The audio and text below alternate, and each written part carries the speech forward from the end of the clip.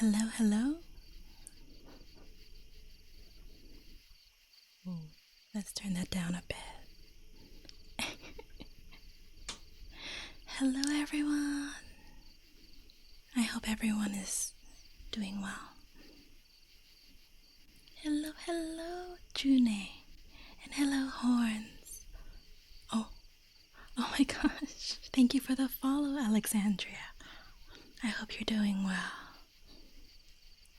Zara, hello, how are you? Welcome. How are you doing today? It's lovely to meet you. I apologize for being late today, everyone. My PC had a whole bunch of issues. Oh, I'm glad. Welcome, welcome.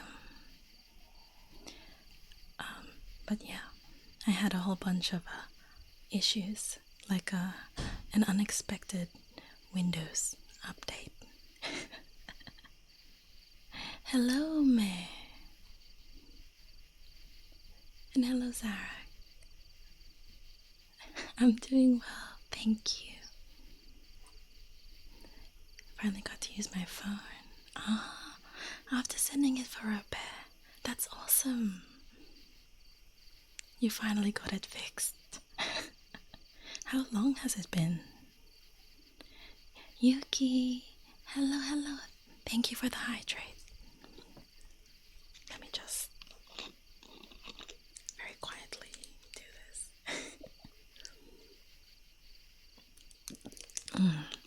Thank you. Almost a week without your phone. That's insane. Oh, thank you, Hera. I hope you're doing well. Have you seen what I sent you? Let me look really quick. Okay. I have a bunch of DMs I haven't opened. I'll just take a peek. Oh, you finished it. Thank you, Ume. They're so lovely. I love them. Oh, they're so cute. Thank you so much. I appreciate it. Ume was working on an emote for me.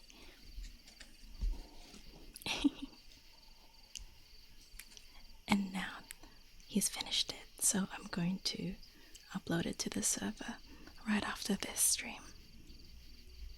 Hello, Ma.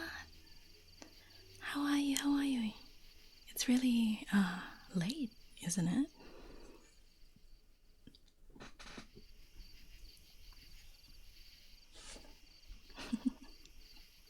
I hope everyone is doing well. I apologize again for being so late.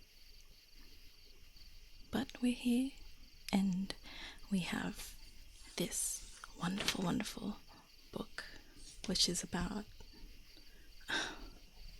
I think, like a good 2 kilos heavy. Last free day? Oh, have you been enjoying your holiday? Oh, thank you, Ume. I appreciate it. 4:35 a.m. That's insane. Well, whether your day is ending or just beginning, thank you for joining me today. We are here to read some really classic tales, you can say. We're giving the Greek myth a bit of a break and trying something new. Now read me a bit. Yes, I intend to. And as promised, the cat ears are staying until New Year's, so enjoy. Head pats. Oh wait, let me activate the head pats because I don't have. Yeah, I need to put them here. Can someone please do exclamation head pat so I can test it? Please and thank you. Thank you, Hera. And thank you, June. Okay, perfect. Alright. Now, I hope that most of you, if not some of you, know about this author. It's pretty well known. I'd be surprised if you hadn't heard of him or some of his stories, because some of these are basically very popular. Hans Christian Andersen. We're reading a whole fat book with literally all his fairy tales. So I don't think we're gonna finish the entire book in not even 3 sittings. So we have a bunch of things we can read for a few sessions, I think, in between the Greek mythology. So sit back, relax, and thank you for joining me again.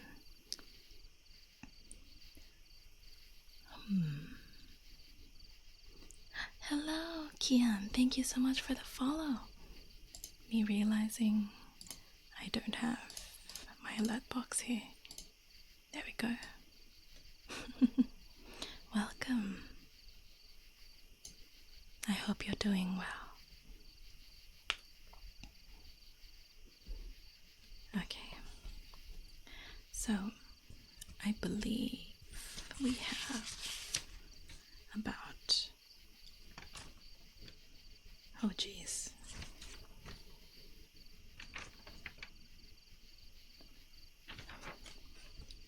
1, 2, 3, 4, 5, 6, 7, 8, 9, 10, 11, 12, 13, 14, 15, 16, 17, 18, 19, 20, 21, 22, 23, 24. Almost 100 stories, I think, if I were to guess, just from the spacing on the contents page. 100 stories to get through. Let me read the back of the book just so you guys have some context, okay? So, oh, someone just sneezed really loud. Hans Christian Andersen, 1805 to 1875, was born in Odense, the son of a shoemaker. His early life was wretched, but he was adopted by a patron and became a short story writer, novelist, and playwright, though he remains best known for his magical fairy tales, which were published between 1835 and 1872. That's a lot of short stories, yeah. For 150 years, his stories have been delighting both adults and children, packed with a light-hearted whimsy combined with a mature wisdom. They are as entrancing as ever. Here we go. Here are all of Andersen's 168 tales, and among the favorites are The Red Shoes, The Little Mermaid, The Real Princess, The Emperor's New Clothes, The Tinder Box, and of course, The Ugly Duckling. So, I was way off. There's 168 of these bad boys. Well, we have to start somewhere, right? Let me just hydrate one more time before we get started.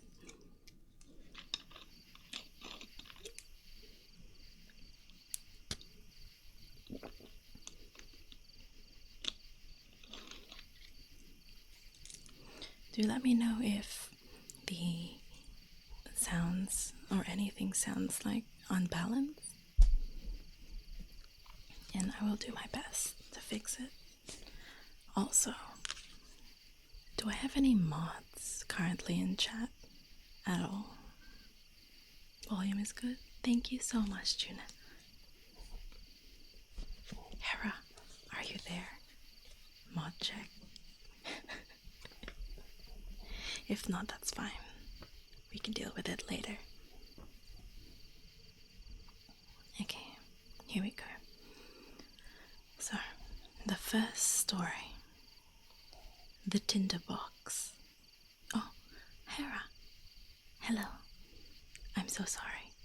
If you're free, can you please check my stream elements and see if there's like any timers that I need to turn off, because I forgot to do that.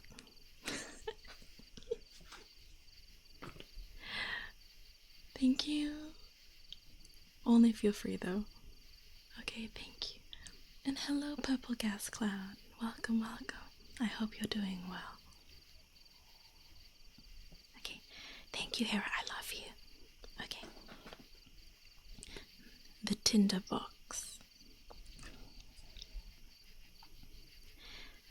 Once upon a time, there came a soldier marching along the high road.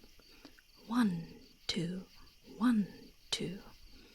He had his knapsack on his back and a saber by his side, for he had been in the wars, and now he wanted to go home. And on the way, he met with an old witch. She was very hideous, and under her lip hung down upon her breast.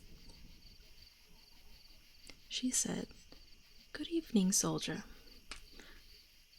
Do you guys want me to do voices, or should I just read normally?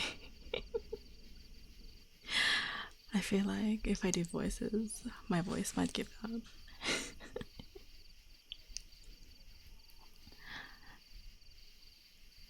Good evening, soldier. What a fine sword you have, and what a big knapsack. Voice? Oh. Okay. Hello, Duvet. Welcome in. Normal is okay? Okay, hold on. Good morning, Vic. Hello. I was just asking chat if they prefer me to do like voices for the characters, or if you want me to just be normal. Just don't strain myself? Oh, I'll do my best. Okay. I'll just do like old people voices.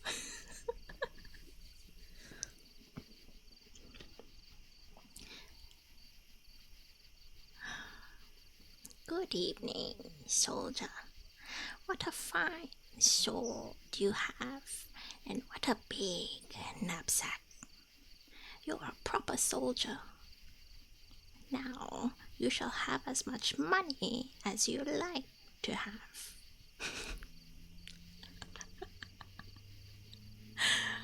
I don't think I can do this without laughing. I thank you, you old witch, said the soldier.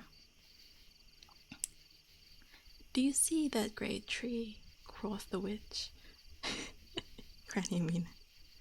And she pointed to a tree which stood beside them. It's quite hollow inside. You might climb to the top, and then you'll see a hole through which you can let yourself down and get deep into the tree. I'll tie a rope round your body so that I can pull you up again when you call me. What am I to do down in the tree? Asked the soldier. Get money, replied the witch. Listen to me. When you come down to the earth under the tree, you will find yourself in a great hall.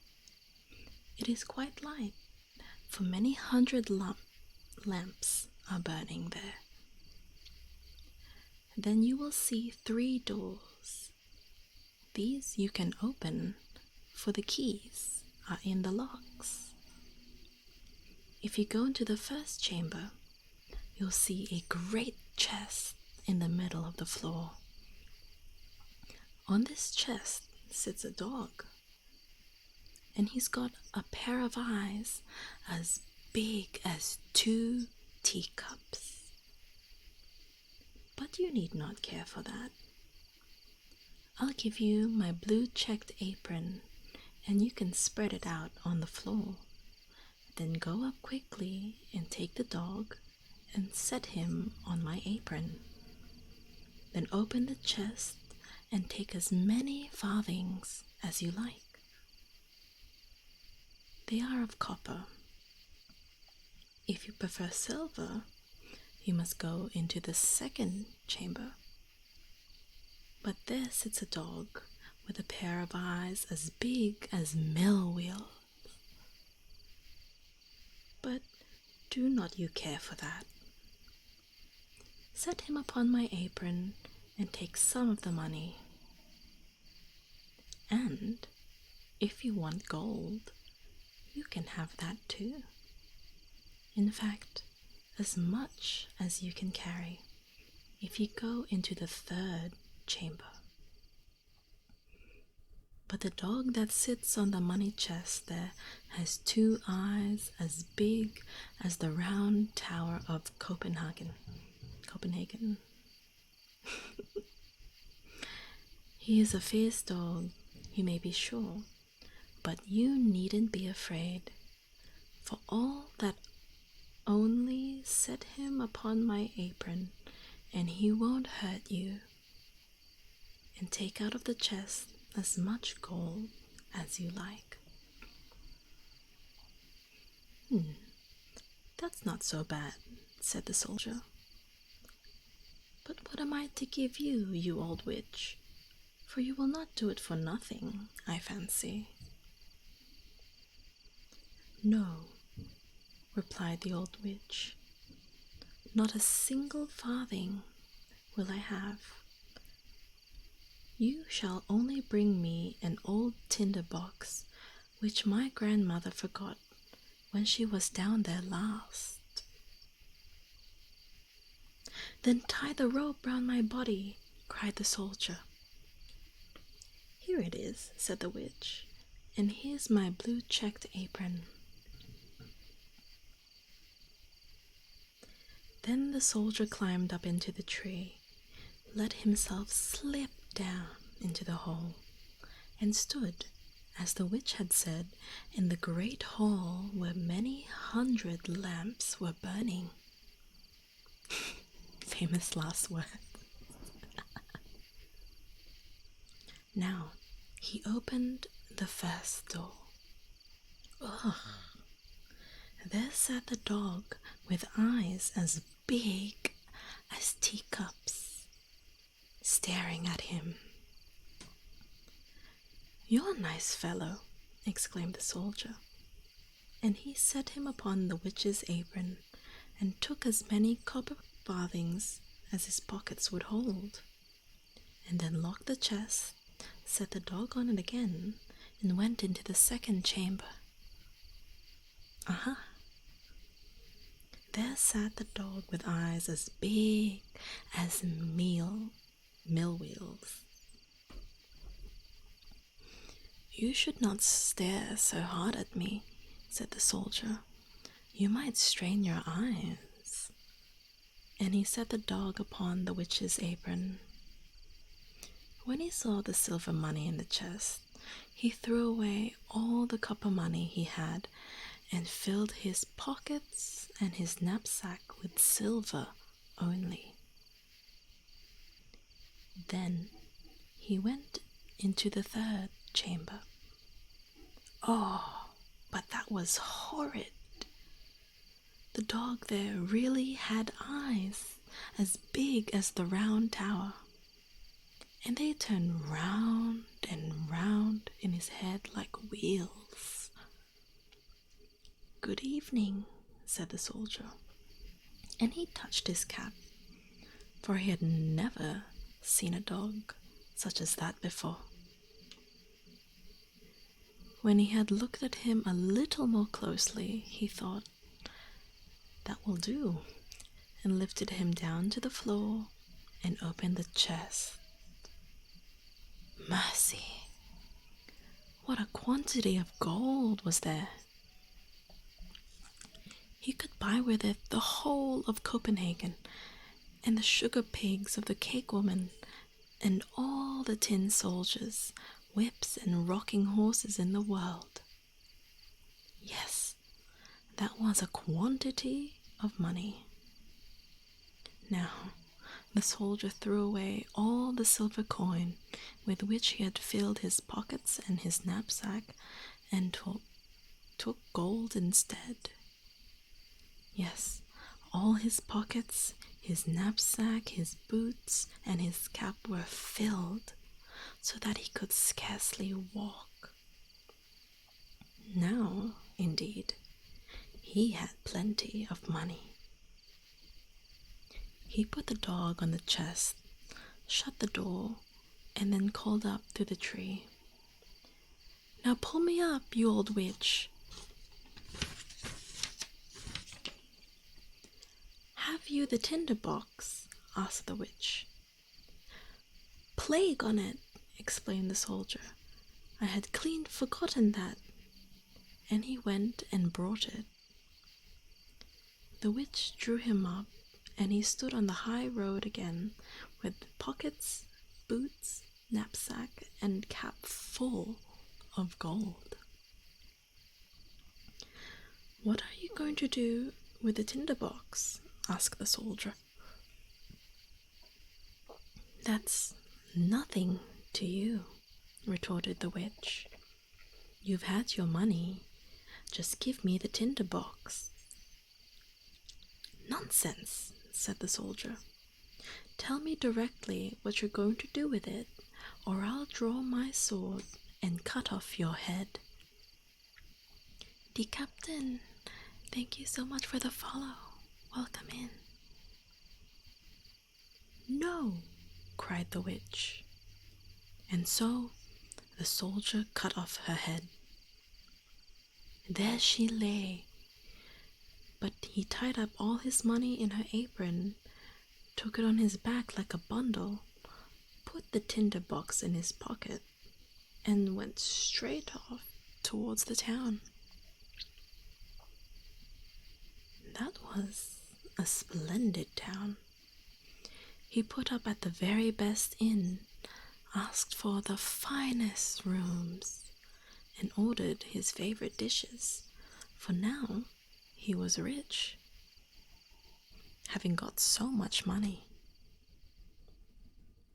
The servant who had to clean his boots certainly thought them a remarkably old pair for such a rich gentleman, but he had not bought any new ones yet. Oh boy, that's Pepper.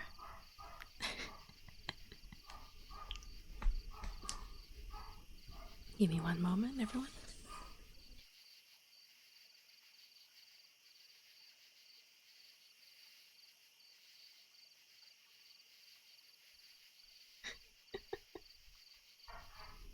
Oh my gosh. That girl is on a completely different floor, and you can still hear her. Oh no.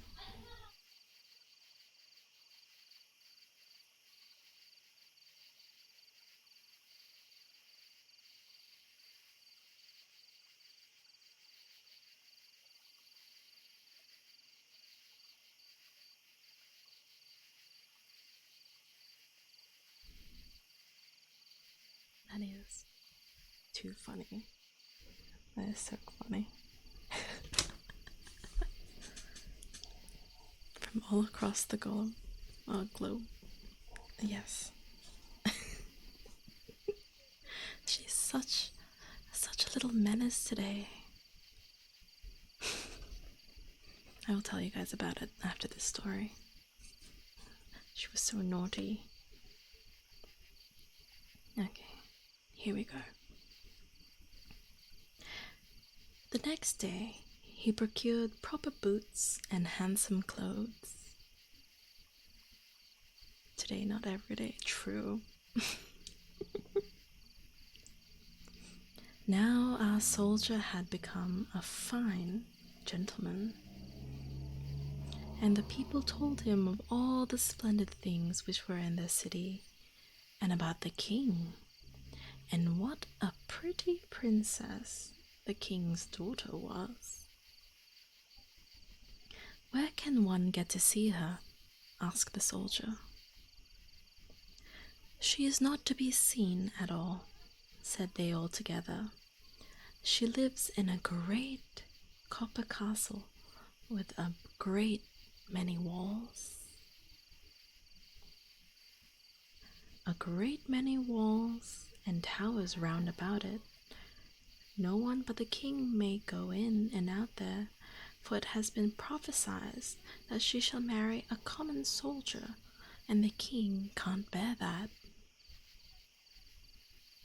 "I should like to see her," thought the soldier, but he could not get leave to do so. Now he lived merrily, went to the theatre, drove in the king's garden, and gave much money to the poor. And this was very kind of him, for he knew from old times how hard it is when one has not a shilling.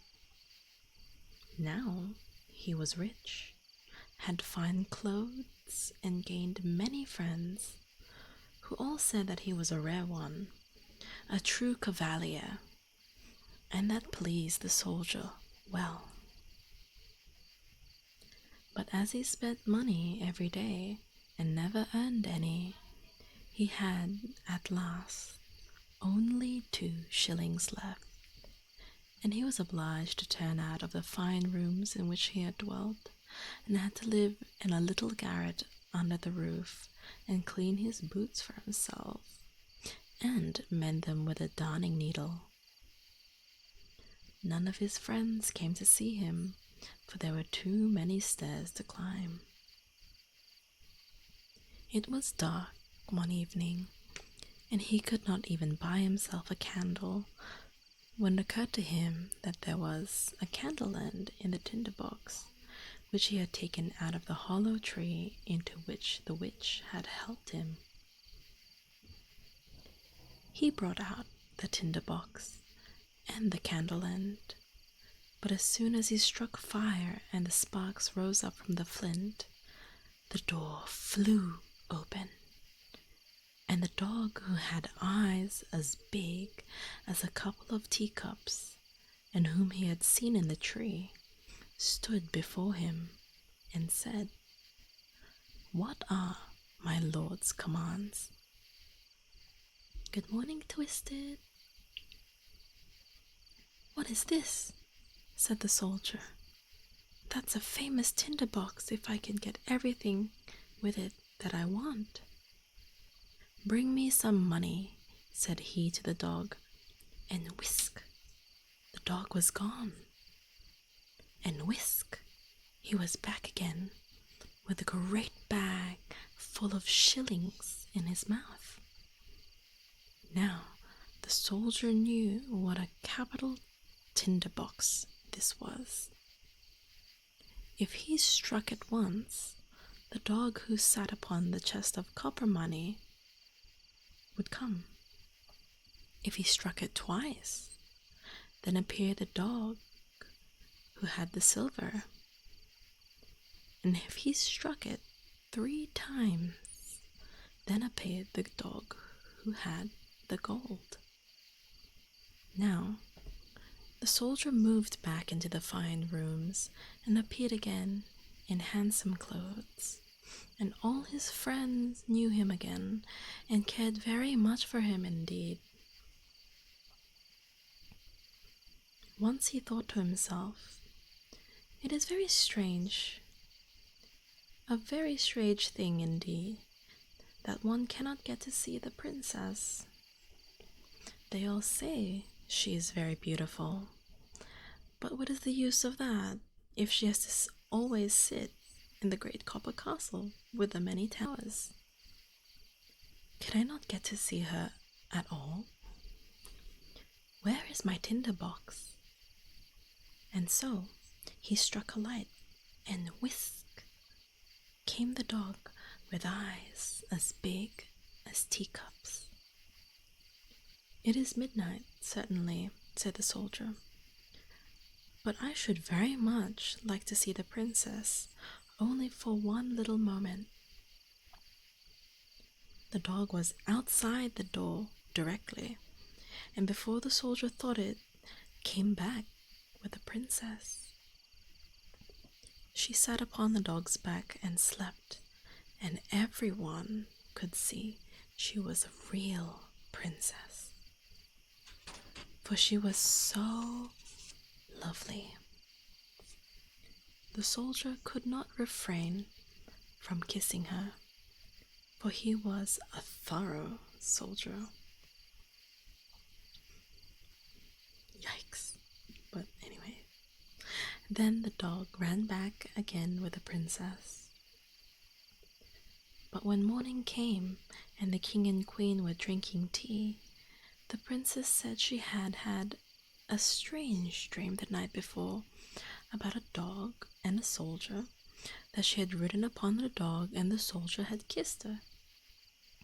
That would be a fine history, said the queen.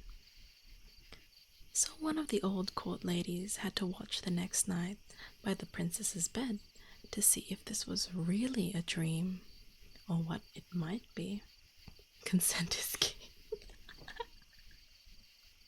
True, true. Don't go kissing princesses, chat, without consent. This soldier isn't exactly the best so far in terms of in brownie points. The soldier had a great longing to see the lovely princess again, so the dog came in the night, took her away, and ran as fast as she could. But the old lady put on water boots and ran just as fast after him. When she saw that they both entered a great house, she thought, "Now I know where it is." And with a bit of chalk, she drew a great cross on the door. Then she went home and lay down, and the dog came back with the princess. But when he saw there was a cross drawn on the door where the soldier lived, he took a piece of chalk too, and drew crosses on all the doors in the town. And that was cleverly done, for now the lady could not find the right door, because all the doors had crosses on them. In the morning, early particularly, came the king and queen, the old court lady, and all the officers to see where it was where the princess had been. "Here it is," said the king, when he saw the first door with a cross upon it. "No, my dear husband, it is there," said the queen, who described yet another door which also showed a cross. "But there is one, and there is one," said all, for wherever they looked, there were crosses on the doors. So they saw that it would avail them nothing if they searched on. But the queen was an exceedingly clever woman, who could do more than ride in a coach. She took her great gold scissors, cut a piece of silk into pieces, and made a neat little bag. This bag she filled with fine wheat flour, and tied it on the prince's back. And when that was done, she cut a little hole in the bag, so that the flour would be scattered along all the way which the princess should take. "Night Cafe, welcome in. How are you today?" In the night, when the dog came again, took the princess on his back and ran with her to the soldier, who loved her very much and would gladly have been a prince so that he might have her for his wife. The dog did not notice at all how the flower ran out in a stream from the castle to the windows of the soldier's house, where he ran up a wall with the princess. In the morning, the king and the queen saw well enough where the daughter had been, and they took the soldier and put him in a prison. There he sat. Oh, but it was a dark and disagreeable time there. And they said to him, "Tomorrow you shall be hanged." That was not amusing to hear, and he had left his tinder box at the inn. In the morning he could see, through the iron grating of the little window, how the people were hurrying out of town to see him hanged. He heard the drums beat and saw the soldiers marching. All the people were running out, and among them was a shoemaker's boy with leather apron and slippers, and he galloped so fast that one of his slippers flew off and came right against the wall where the soldier sat looking through the iron grating. "Hello, you shoemaker's boy! You needn't be in such a hurry," cried the soldier to him. "It will not begin till I come. But if you will run to where I lived and bring me back my tinder box, you shall have 4 shillings. But you must put your best leg foremost." The shoemaker's boy wanted to get the 4 shillings, so he went and brought the tinder box. And, well, we shall hear now what happened. Outside the town, a great gallows had been built, and round it stood the soldiers and many 100,000 people.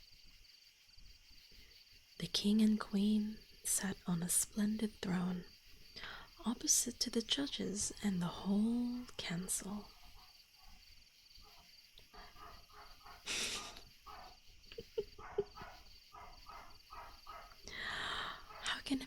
How can such a small dog be so loud?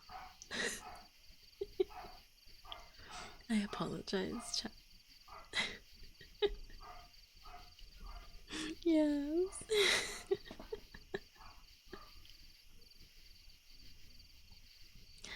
Okay. The soldier. Oh.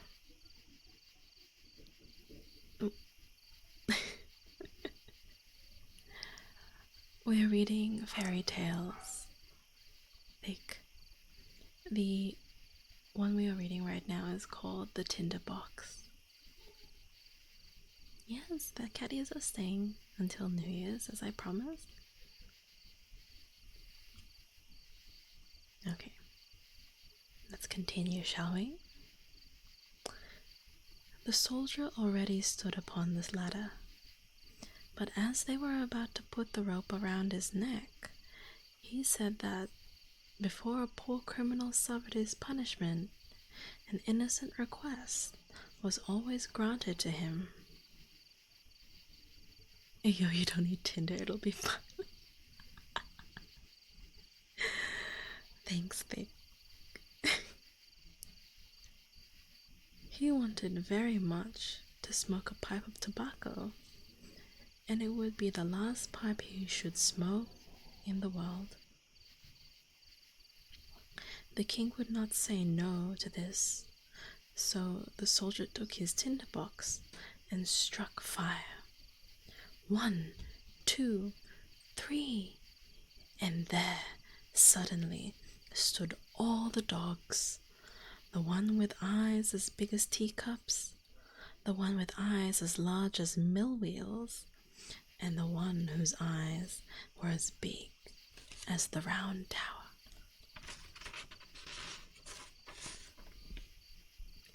"Help me now, so that I may not be hanged," said the soldier. "Melaniscus, thank you so much for the follow. Welcome in." And the dogs fell upon the judge and all the council, seized one by the leg and another by the nose, and tossed them all many feet into the air, so that they fell down and were all broken into pieces. "Welcome. How are you today?" "I won't," cried the king. But the biggest dog took him and the queen and threw them after the others. Then the soldiers were afraid, and the people cried, "Little soldier, you shall be our king and marry the beautiful princess." So they put the soldier into the king's coach, and all the 3 dogs danced in front and cried, "Hurrah!" And the boys whistled through their fingers, and the soldiers presented arms.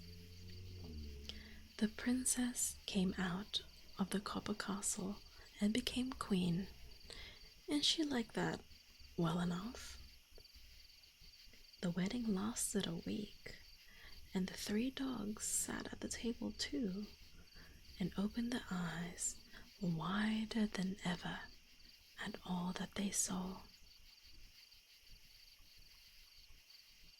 The end. Well, what did we learn from that chat?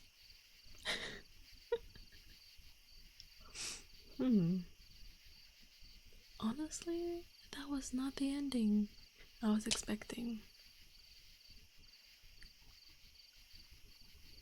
Men's really. Hello, Debiscop. Thank you so much for the follow. Welcome in. Men's really mansplain, manipulate manhood his way into becoming a king. That was crazy.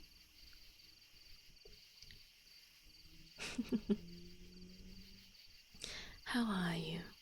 Welcome in, welcome in. It's lovely having you here.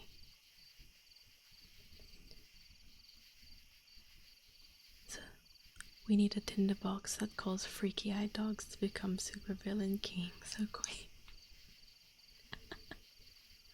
Where can I find this tinderbox? Well, apparently you need to find a very big tree and a shady looking witch standing beside it. Kazikanova, thank you so much for the follow. Welcome in. I hope you're doing well. How are you today? Well, you know what they say about old fairy tales.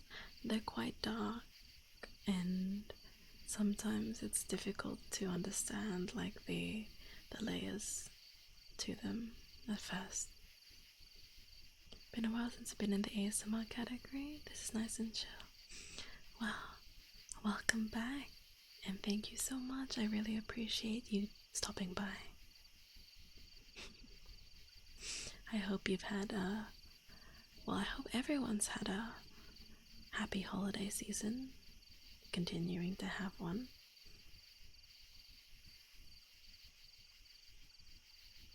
That witch is the devil for sure.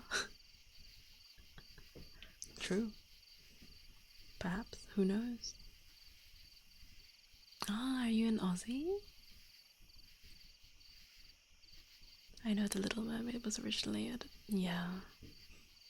It's in this book. We'll get to it at some point. But yeah, perhaps a warning that some of these stories are not happy endings.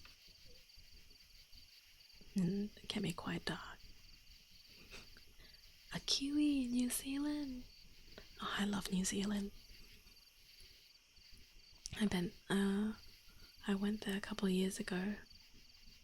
It's gorgeous. Harmony, thank you so much for the 2-1 sub for 6 months. Welcome, welcome. How are you? It's always nice seeing people in the, Oceania area.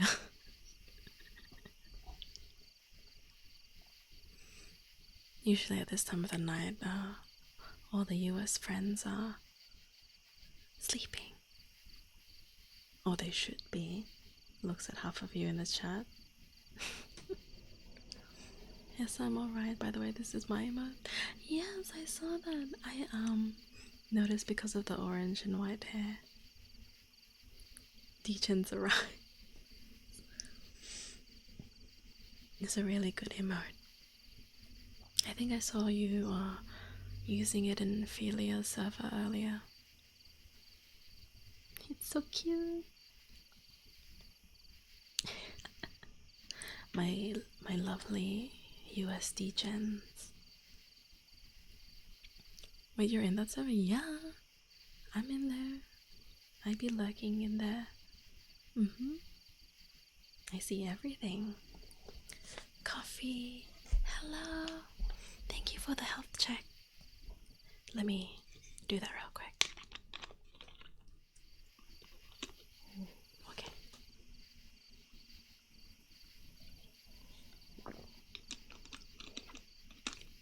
Yeah, makes sense. If you work graveyard, makes sense. Thank you for the stretch. Oh, I needed that. I'm going well, thank you, Harmony. I'm finally here. I was a bit late to stream earlier, but it's okay. We're here now. That's all that matters. Coffee, how are you? What are you up to?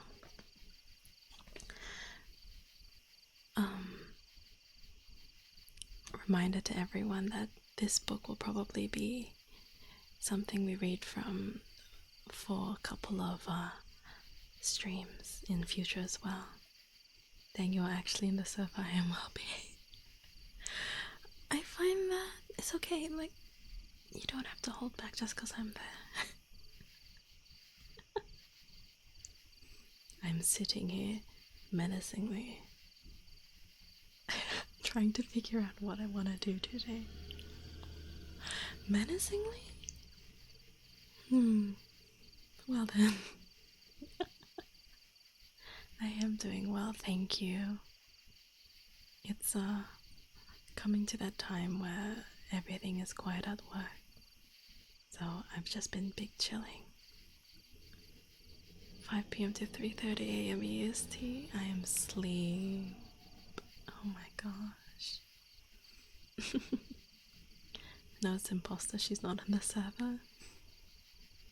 Well, whatever you need for copium. Whatever you need to believe for copium.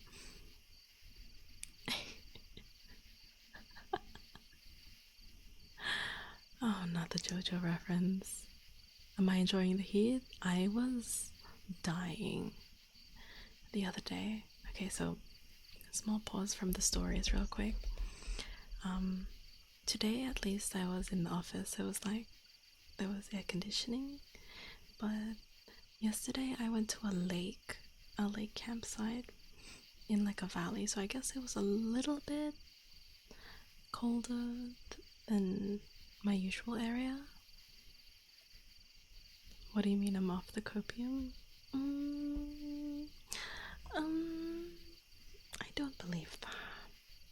You're in my chat. You're in my server. I'm pretty sure copium is like it's oxygen almost. Judges us all? No, because I'm also here with you participating in the copium consumption. Nadra, honey, welcome in. Jay is producer, thank you so much for the follow. Welcome in. So, I went to a lake yesterday, and when I tell you I like triple tapped on the sunscreen because I didn't want to get sunburned, and I still got sunburned. It was a time. But I had a lot of fun. At least I was like in the outdoors, but yeah, the heat is insane right now. Consume copium on the New Year's party? Will be 100%. Yes, for those who are new here, we are having a New Year's party in my Discord server on my Friday. Let me really quickly link my Discord, so if you would like to join, feel free to jump in. We're a very friendly and welcoming community when we hold a lot of events. So if you're ever bored or you'd like to make some friends or hang out, it's the perfect place for you. It's 23 degrees here. -5. Oh my god. Is it snowing? And it's almost Friday. It's almost Friday. Copium. Jay's producer, thank you so much for the sub with Prime. I appreciate it. Thank you for choosing me. The 30th, not the 31st. Yes, that's correct. Did I get that wrong in the server? We've got a primer in chat, yes. Because that's really awkward if I got that wrong. No problem. Thank you again. Okay. So yes, it's very hot, and if you're in Australia right now, please, I am begging you on my knees, drink water all day, every day until we get out of this ridiculous heat period called summer. And everyone else, please, rug up. Feel free to drop into the Discord at any point. Thank you. Okay, here we go. This next story, it's kind of relevant to the season, I think. Okay, no problem, Harmony. Have fun doing your IRL things. Have a lovely rest of your evening. Bit of snow, more frost, I see. Oh my gosh. Was it stiff? Was the mustache stiff, like in the cartoons?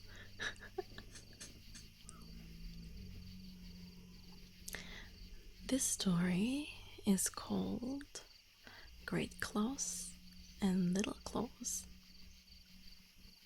Like Santa Claus, but Great Claus and Little Claus. With icicles. Oh boy. Stay warm, please. My goodness. Stay safe, everyone.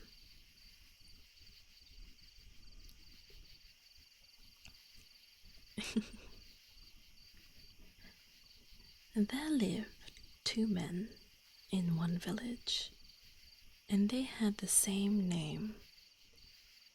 Each was called Claus, but one had 4 horses, and the other only had a single horse. Okay. To distinguish them from each other, folks called him who had 4 horses Great Claus, and the one who only had a single horse, Little Claus. Jorby, thank you for the follow. Welcome in. I hope you're having a lovely day. Happy holidays. Can you imagine, like, being called little just because you only had one horse and the dude who has the same name as you had like 4? I'd be so mad. I'd be so mad. Thank you, B. I appreciate it. I'd be angry, right? Like, that's so shit. And now we shall hear what happened to each of them, for this is a true story. It sounds like a sexual innuendo. Oh boy. I would not be surprised. Alright. The whole week through, Little Claus was obliged to plow for Great Claus. Stop, I can't thinking of like in that context because we brought up like innuendos now.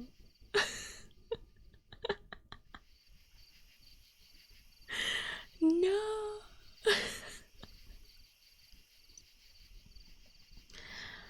Okay, he was obliged to plow for Great Claus and to lend him his one horse. Then Great Claus helped him out with all his 4, but only once a week, and that was on Sunday. Hurrah! How Little Claus smacked his whip. I can't do this.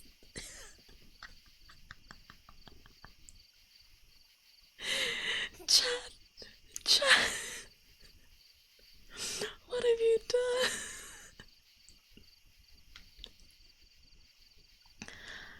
Oh. Somebody please clip this. This is so funny.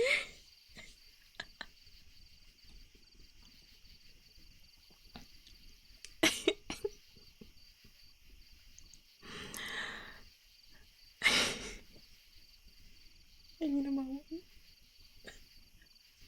Okay. I need to collect myself. Okay. Okay.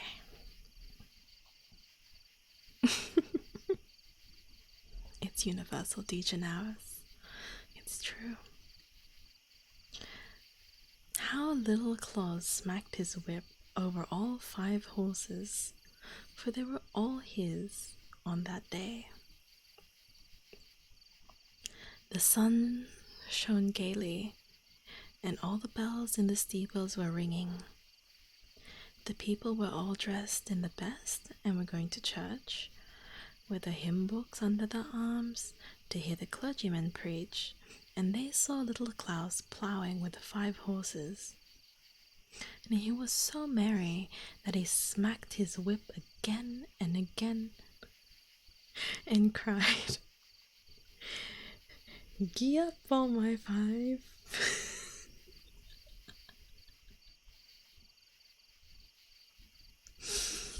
I don't know if we're gonna make it through this story.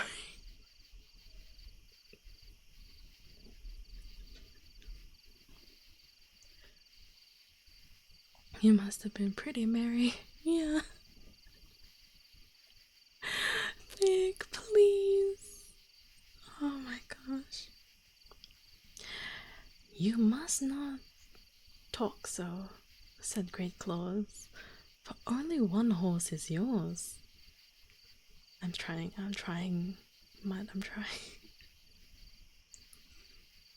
But when anyone passed Little Claus, forgot that he was not to say this, and he cried, "Gee up, all my horses." No, error. Not the clip.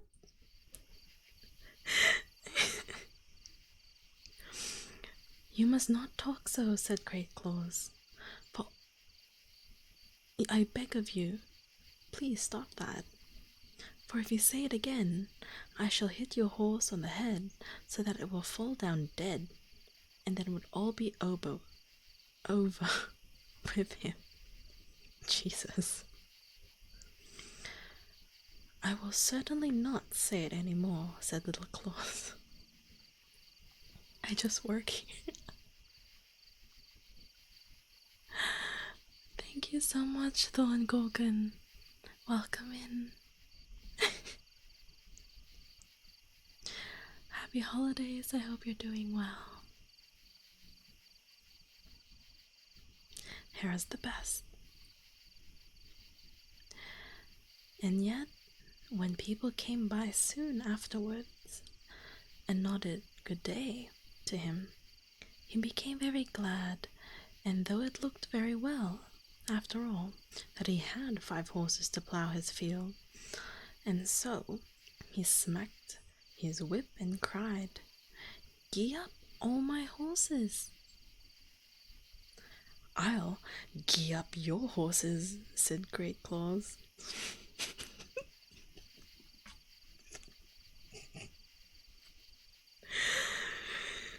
And he took a mallet and hit the only horse of Little Claus on the head so that it fell down and was dead immediately.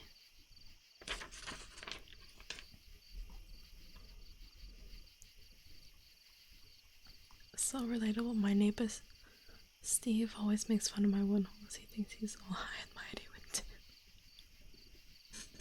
You have a horse? That's so cool.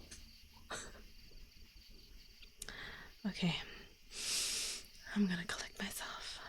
Okay. Alright. Oh, now I haven't any horse at all, said Little Claus, and began to cry. Then he flayed the horse and let the hide dry in the wind, and put it in a sack and hung it over his shoulder, and went to the town to sell his horse's skin. He had a very long way to go, and was obliged to pass through a great dark wood, and the weather became dreadfully bad. He went quite astray, and before he got into the right way again, it was evening, and it was too far to get home again, or even to the town before nightfall. Close by the road stood a large farmhouse. The shutters were closed outside the windows, but the light could still be seen shining out over them. I may be able to get leave to stop here through the night, thought Little Claus, and he went and knocked. The farmer's wife opened the door. When she heard what he wanted, she told him to go away, declaring that her husband was not at home, and she would not receive strangers. "Then I shall have to lie outside," said Little Claus, and the farmer's wife shut the door in his face. Girl boss. No, they're not, Jay. What? No. Close by stood a great haystack, and between this and the farmhouse was a little outhouse thatched with straw. "Up there I can lie," said Little Claus. When he looked up at the roof, "That is a capital bed. I suppose the stork won't fly down and bite me in the legs." For a living stork was standing on the roof where he had his nest. Now, Little Claus climbed up to the roof of the shed where he lay and turned round to settle himself comfortably. The wooden shutters did not cover the windows at the top, and he could look straight into the room. There was a great table with a cloth laid, and wine, and roast meat, and a glorious fish upon it. The farmer's wife and the parish clerk were seated at the table, and nobody besides. She was filling his glass, and he was digging his fork into the fish, for that was his favorite dish.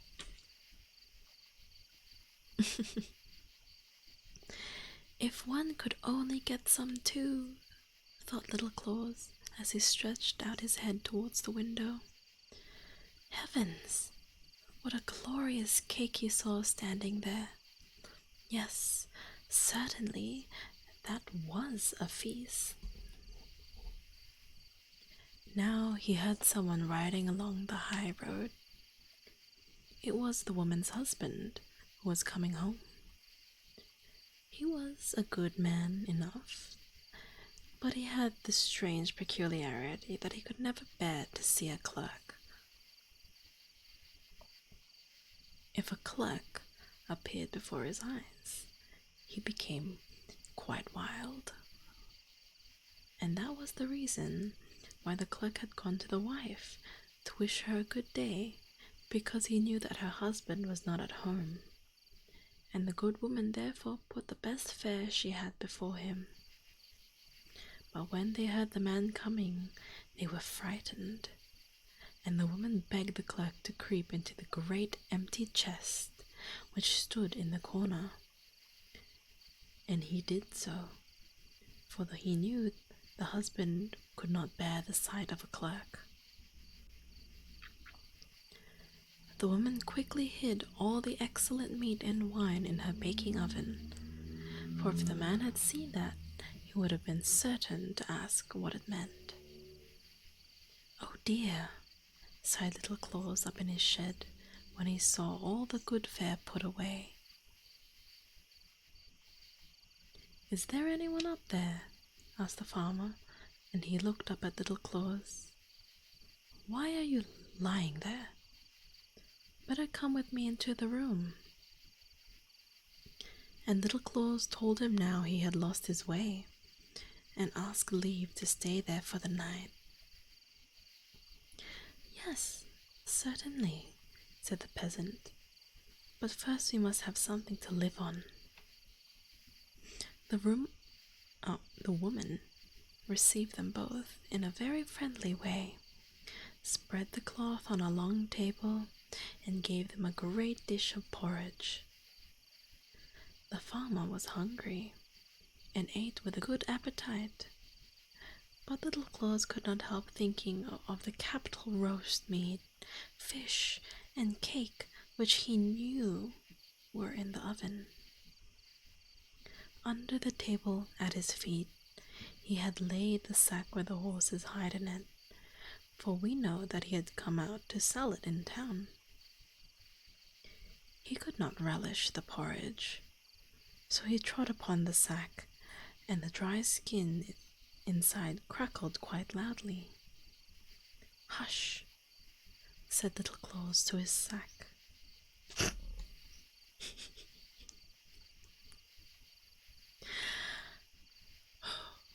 Okay.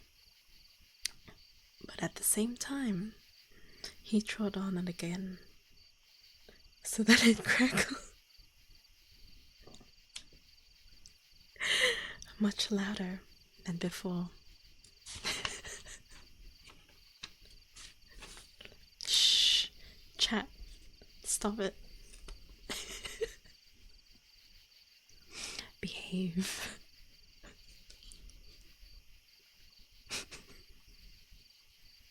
Hey, yo. Okay. Oh, God. Okay. Why? What have you in your sack? Asked the farmer.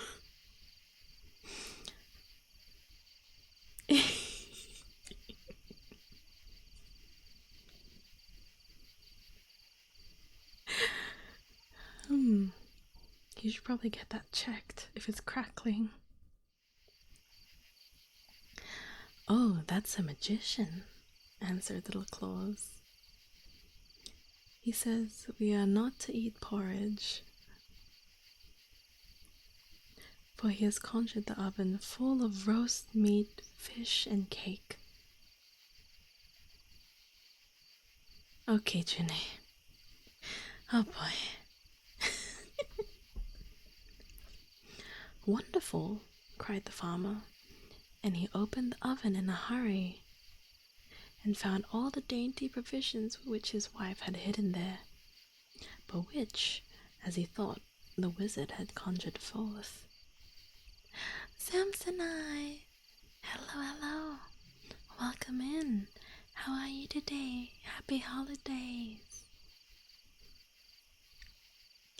The woman dared not say anything, but put the things at once on the table, and so they both ate of the meat, the fish, and the cake. Now Little Claus again trod on his sack and made the hide creak. "You're fairly drunk? Slay! What are you drinking?" "What does he say now?" said the farmer. "He says," cried Klaus, "that he had conjured 3 bottles of wine for us too, and that they are also standing there in the oven." "What? Jay, please. If it's crackling, apply lotion. True." "Japanese whiskey, yum!" "Oh boy, are you drinking by yourself? Enjoy, enjoy."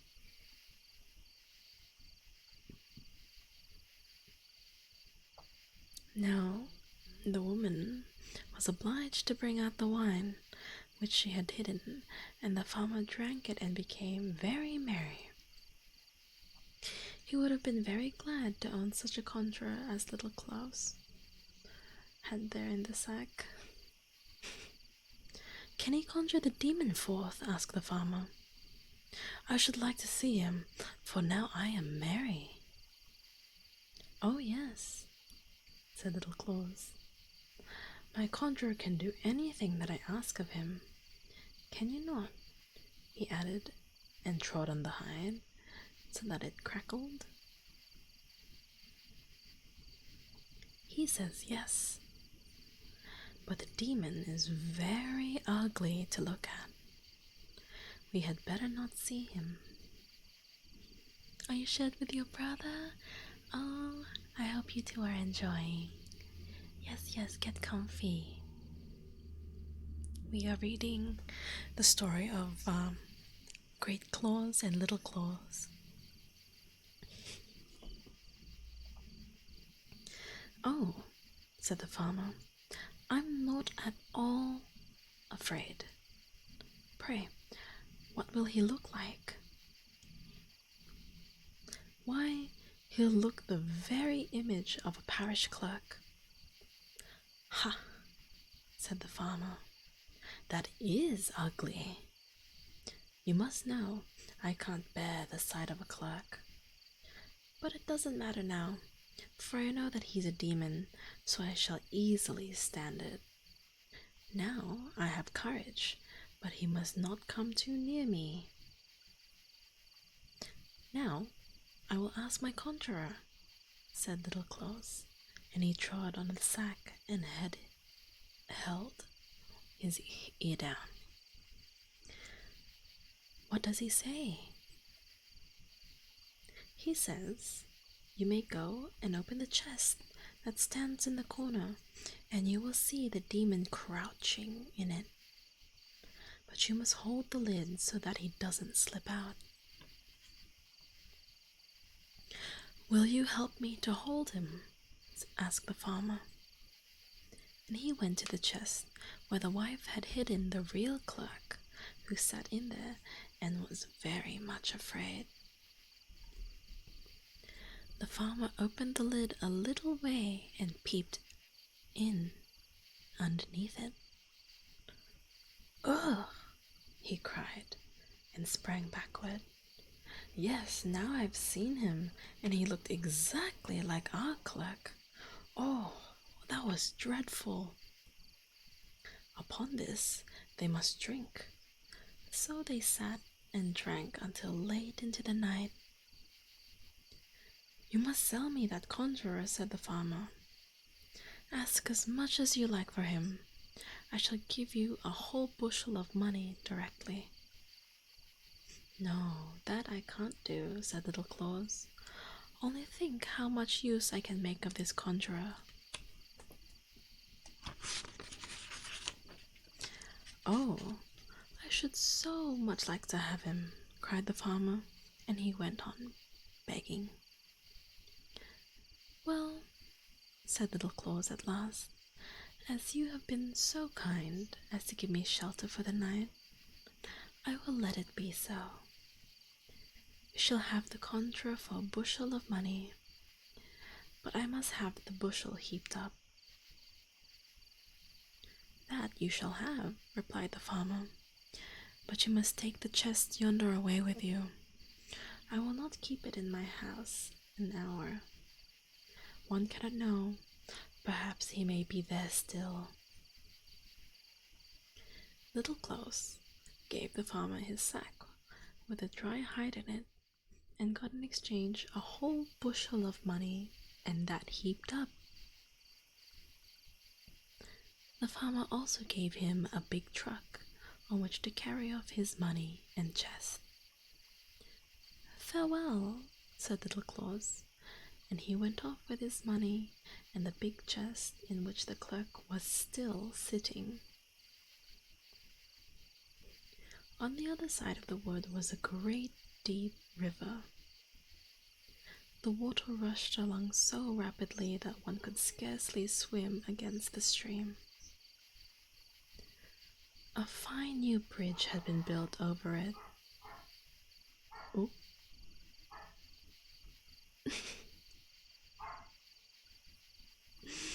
Little Claus stopped on the center of the bridge and said quite loud, so that the clerk could hear it, "Ho, what shall I do with this stupid chest? It's as heavy as if stones were in it. I shall only get tired if I drag it any further, so I'll throw it into the river. If it swims home to me, well and good, and if it does not, it will be no great matter." Hello, Bob. Happy holidays. I hope you're well. She doesn't like my story. Oh no. And he took the chest with one hand and lifted it up a little, as if he intended to throw it into the river. Irukashi, BT, thank you so much for the follow. Welcome in. No, let be, cried the clerk from within the chest. Let me out first. Ugh! Exclaimed Little Claus, pretending to be frightened. He's in there still. I must make haste and throw him into the river, that he may be drowned. Oh no, no, screamed the clerk. I'll give you a whole bushel full of money if you let me go. Oh, I'm so sorry, Bob. What kind of plant was it? And hello, yes, welcome in, Hirokashi. I hope you're doing well. Happy holidays. Oh, I see, Bob. I'm sorry. I hope you can sit back and relax with us to distract yourself for a little bit. Why? That's another thing, said Little Claus, and he opened the chest. The clerk crept quickly out, pushed the empty chest into the water, and went to his house, where Little Claus received a whole bushel full of money. He had already received one from the farmer, and so now he had his truck loaded with money. "See, I've been well paid for the horse," he said to himself when he had got home to his own room and was emptying all the money into a heap in the middle of the floor. "That will vex Great Claus when he hears how rich I have grown through my one horse, but I won't tell him about it outright." So he sent a boy to Great Claus to ask for a bushel measure. Oh, I hope so too, Bob. Fingers crossed. "What can he want with it?" thought Great Claus, and he smeared some tar underneath the measure so that some part of whatever was measured should stick to it. And thus it happened, for when he received the measure back, there were 3 new 3-penny pieces adhering thereto.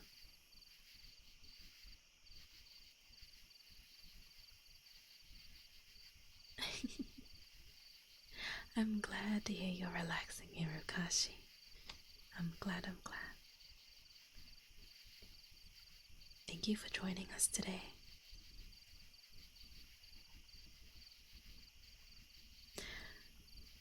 Oh, Ghosty Girl, thank you for the follow. Happy holidays and welcome in. "What's this?" cried Great Claus, and he ran off at once to Little Claus. "Where did you get all that money from?" "Oh, that's for my horse's skin. I told it yesterday evening." "That's really being well paid," said Great Claus, and he ran home in a hurry, took an axe, and killed all 4 horses. Then he flayed them and carried off their skins to the town. "Hides, hides! Who'll buy any hides?" he cried through the streets. All the shoemakers and tanners came running and asked how much he wanted for them. "A bushel of money for each," said Great Claus. "Are you mad?" said they. "Do you think we have money by the bushel?" "Hides, hides!" he cried again, and to all who asked him what the hides would cost, he replied, "A bushel of money." "He wants to make fools of us," they all exclaimed. And the shoemakers took their straps and the tanners their aprons, and they began to beat Great Claus. "Hides, hides!" they called after him jeeringly. "Yes, we'll tan your hide for you till the red broth runs down. Out of the town with him." And Great Claus made the best haste he could, for he had never yet been thrashed as he was thrashed now. "Well," said he when he got home, "Little Claus shall pay for this. I'll kill him for it." Now, at Little Claus's, the old grandmother had died. Yeah, these kinds of stories seem to escalate really quick. She had been very harsh and unkind to him, but yet he was very sorry and took the dead woman and laid her in his warm bed to see if she would not come to life again. There he intended she should remain all through the night, and he himself would sit in the corner and sleep on a chair, as he had often done before. As he sat there in the night, the door opened, and Great Claus came in with his axe. He knew where Little Claus's bed stood, and, going straight up to it, he hit the old grandmother on the head, thinking she was Little Claus. "Do you see?" he said. "You shall not make a fool of me again." And then he went home. "That's a bad fellow, that man," said Little Claus. "He wanted to kill me. It was a good thing for my old grandmother that she was dead already. He would have taken her life." Oh, the biscuit. Thank you so much. I appreciate that. Please do get comfy. And he dressed his grandmother in her Sunday clothes, borrowed a horse of his neighbor, harnessed it to a car, and put the old lady on the back seat so that she could not fall out when he drove. And so they trundled through the wood. When the sun rose, they were in front of an inn. There Little Claus pulled up and went in to have some refreshment. The host had very, very much money. He was also a very good man, but exceedingly hot-tempered, as if he had pepper and tobacco in him. "Good morning," said he to Little Claus. "You've put on your Sunday clothes early today." "Yes," answered Little Claus. "I'm going to town with my old grandmother. She's sitting there in the car without. I can't bring her into the room. Will you give her a glass of mead? But you must speak very loud, for she can't hear well." "Yes, that I will," said the host, and he poured out a great glass of mead and went out with it to the dead grandmother, who had been placed upright in the carriage. "Here's a glass of mead from your son," quoth mine host. But the dead woman replied not a word, but sat quite still. "Don't you hear?" cried the host, as loud as he could. "Here is a glass of mead from your son." Once more he called out the same thing, but as she still made not a new movement, he became angry at last and threw the glass in her face so that the mead ran down over her nose, and she tumbled backwards into the car where she had only been put upright and not bound fast. Eric Strong, thank you for the redeem. Good boy, Eric. Who's a good boy? Thank you for the headband. She have an executioner. We don't know, maybe he covered it.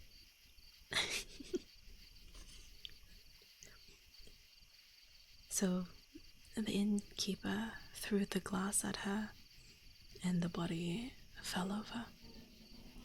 "Hello!" cried Little Claus, running out at the door and seizing the host by the breast. "You've killed my grandmother now. See, there's a big hole in her forehead." "Oh!"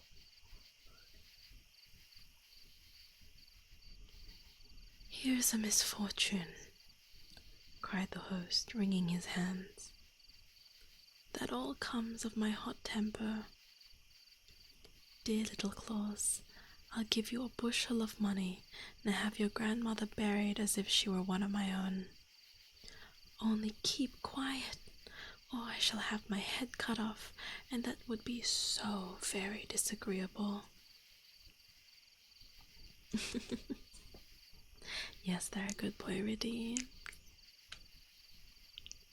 Yeah, well, this man is so good at gaslighting, isn't he? Hello, Shizona. Oh, Shizora. How are you today?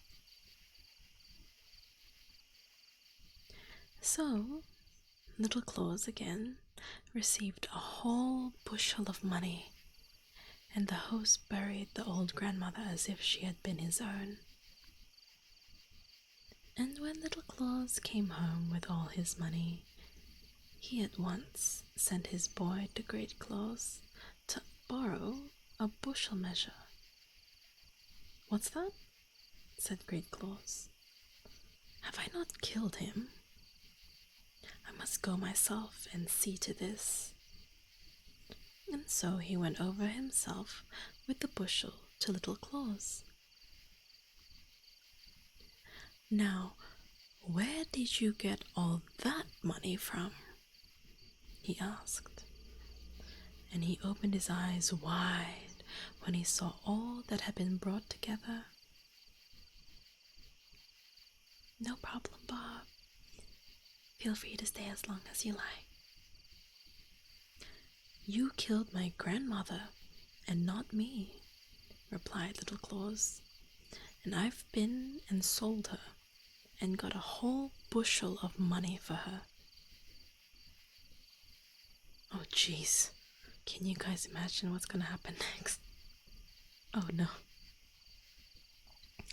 "That's really being well paid," said Great Claus. What do you think's gonna happen, Chad? I'm nervous.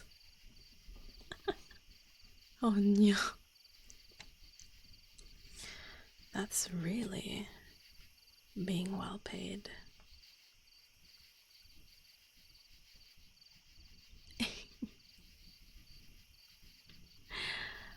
If you fall asleep, Iru, that's the biggest compliment, because then I know that I'm doing my job properly. But thank you for sticking around. Just sit back and relax.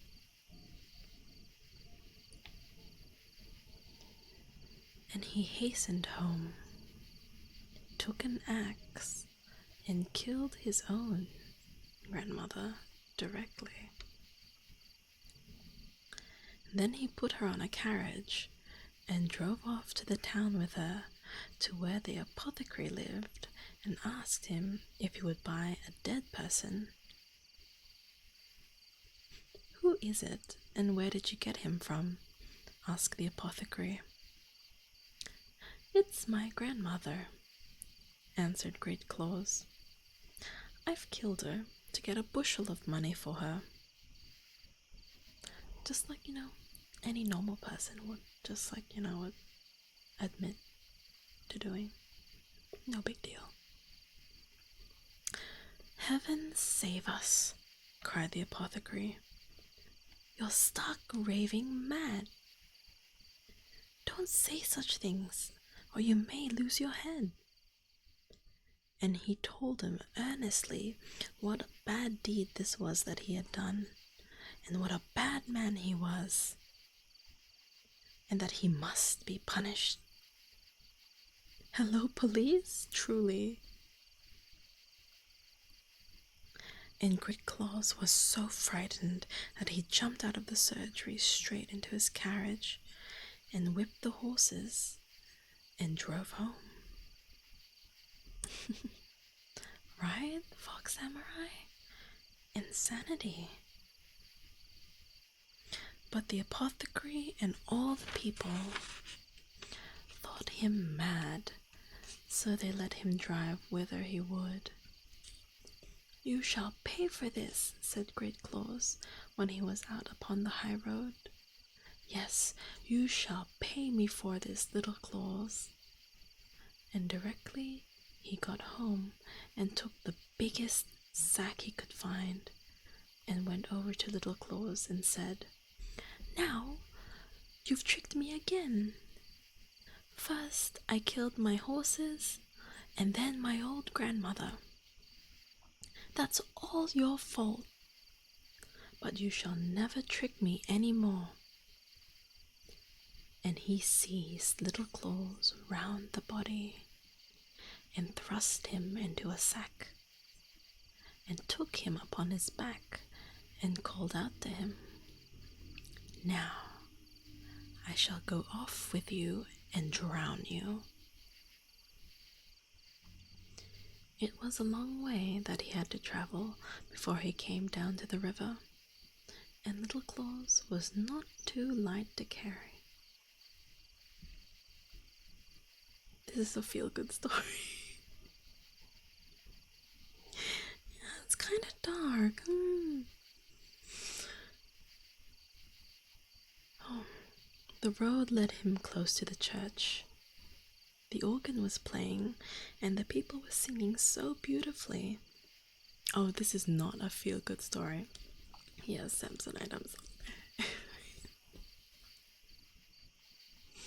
Then, Great Claus put down his sack with Little Claus in it close to the church door, and thought it would be a very good thing to go in to hear a psalm before he went farther. For Little Claus could not get out, and all the people were in church. So he went in.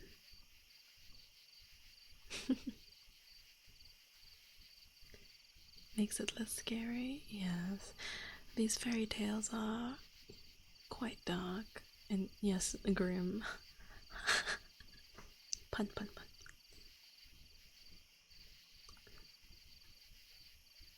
Oh dear, sighed Little Claus in the sack. And he turned and twisted, but found it impossible to loosen the cord.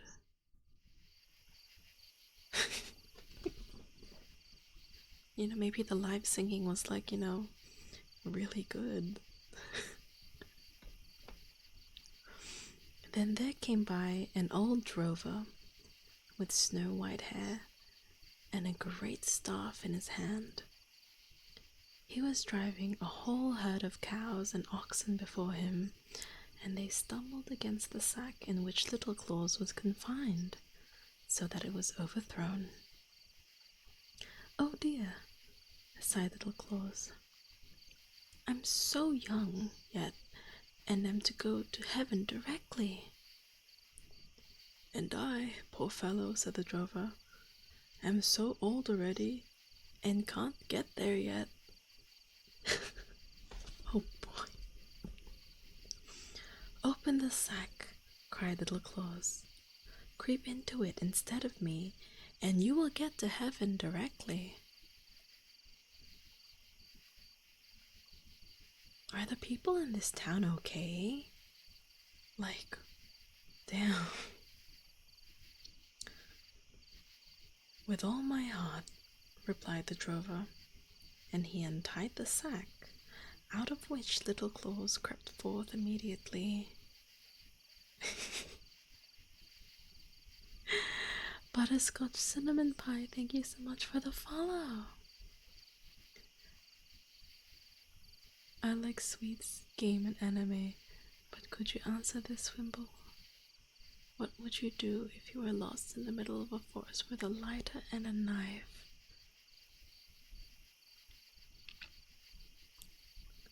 This is a very interesting question.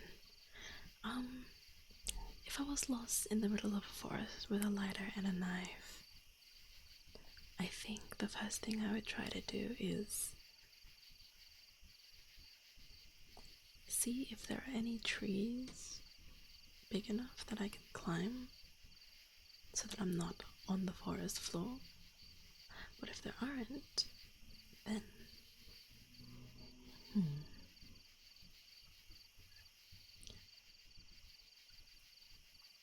I could make a fire.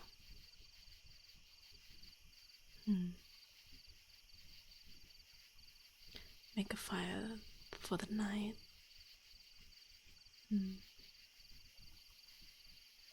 What if it's daytime?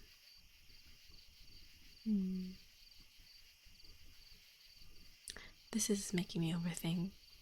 I'm like, there's so many things you could do.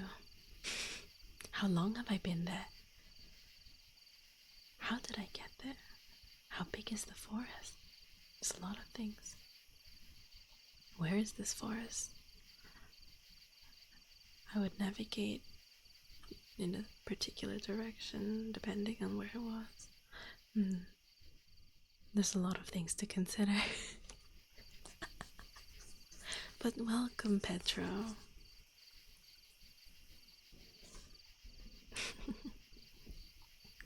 I hope that you can sit back and relax with us. Little Claus is a bit of a genius, but jeez, I hope the people of this town are okay, because oh my god. How often do I do ASMR streams? So I am a variety streamer, and I try to put ASMR streams like maybe at least once a week. Last week I just played games, but I'm trying to integrate more ASMR in now. You can check my schedules in my Discord or on my Twitter. I have another ASMR stream tomorrow as well, and it'll still be this. I'll still be reading stories from this book. Use the fire to signal emergency service using the smoke? Yeah, I mean, depends. You'd need a big fire for that. Also depends on what kind of trees you have there.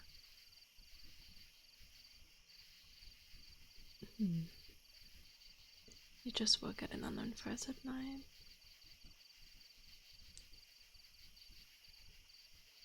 This demented dark book. Yes, children's fairy tales.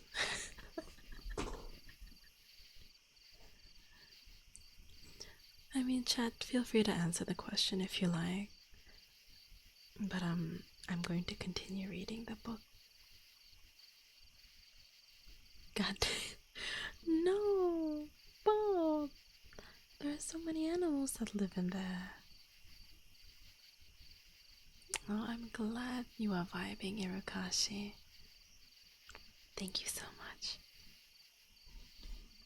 Okay, here we go. Let's see what happens to Little Claus. Open the sack, cried Little Claus. Creep into it instead of me, and you will get to heaven directly. With all my heart, replied the drover, and he untied the sack, out of which Little Claus crept forth immediately. But will you look after the cattle? Said the old man, and he crept into the sack at once. Whereupon Little Claus tied it up and went his way with all of the cows and oxen. Mans wants to die like so bad. Oh my god. Soon afterwards, Great Claus came out of the church. He took the sack on his shoulders again, although it seemed to him as if the sack had become lighter. For the old drover was only half as heavy as Little Claus. How light he is to carry now. Yes, that's because I've heard the psalm. So, he went to the river, which was deep and broad, threw the sack with the old drover into it, right into the water, and called after him, thinking that it was Little Claus. You lie there. Now you shan't trick me any more. Then he went home. But when he came to a place where there was a crossroad, he met Little Claus driving all his beasts. What's this? Cried Great Claus. Have I not drowned you? Yes, replied Little Claus. You threw me into the river less than half an hour ago. Welcome to heaven, old man. He was definitely done with those cows. But wherever did you get all those fine beasts from? Asked Great Claus. Oh, these beasts Sea cattle, replied Little Claus. I'll tell you the whole story, and thank you for drowning me, for now I'm at the top of the tree. I am really rich. How frightened I was when I lay huddled in the sack, and the wind whistled about my ears when you threw me down from the bridge into the cold water. I sank to the bottom immediately, but I did not knock myself, for the most splendid soft grass grows down there. Upon that I fell, for the most splendid soft grass cushioned me, and immediately the sack was opened, and the loveliest maiden, with snow-white garments and a green wreath upon her wet hair, took me by the hand and said, "Are you come, Little Claus? Here, you have some cattle to begin with. A mile farther along the road there is a whole herd more, which I will give to you." And now I saw that the river formed a great highway for the people of the sea. Down in its bed they walked and drove directly from the sea and straight into land to where the river ends. There it was so beautifully full of flowers and of the freshest grass. The fishes which swam in the water shot past my ears just as hearing the birds in the air. What pretty people there were there, and what fine cattle pasturing on mines and in ditches. Good night, Bob. Sleep well. And hello, Hoya. Welcome, welcome. Happy holidays. How are you?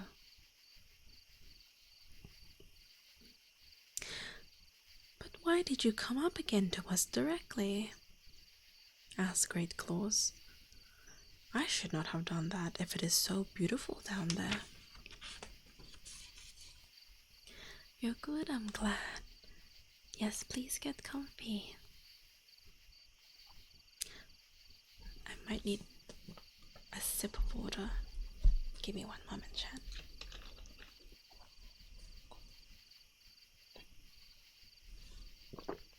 Oh. Okay.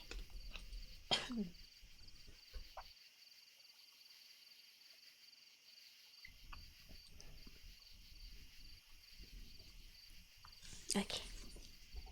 Welcome back, Harmony, as well.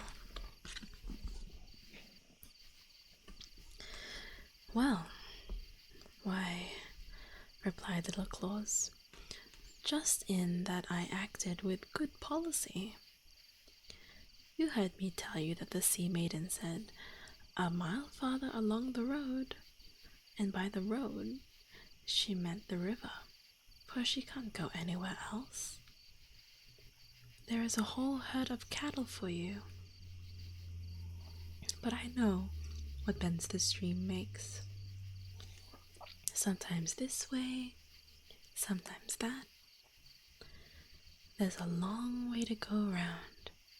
No, the thing can be managed in a shorter way by coming here to the land and driving across the fields towards the river again. In this manner, I save myself almost half a mile and get all the quicker to my sea cattle. Oh, you are a fortunate man, said Great Claus. Do you think I should get some sea cattle too if I went down to the bottom of the river?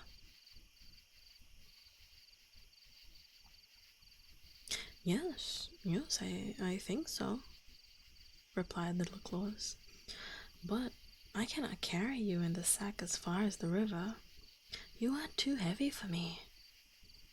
But if you will go there and creep into the sack yourself, I will throw you in with a great deal of pleasure. Thanks, said Great Claus. But if I don't get any sea cattle when I am down there, I shall beat you, you may be sure. Oh no, don't be so fierce. And so they went together to the river. When the beasts, which were thirsty, saw the stream, they ran as fast as they could to get at the water. See how they hurry, cried Little Claus. They are longing to get to the bottom. Yes, but help me first, said Great Claus, or else you shall be beaten. And so he crept into the great sack, which had been laid across the back of one of the oxen. Put a stone in, for I'm afraid I shan't sink else, said Great Claus. Oh no. We'll be all right, replied Little Claus, and he put a big stone into the sack, tied the rope tightly, and pushed against it. Plop.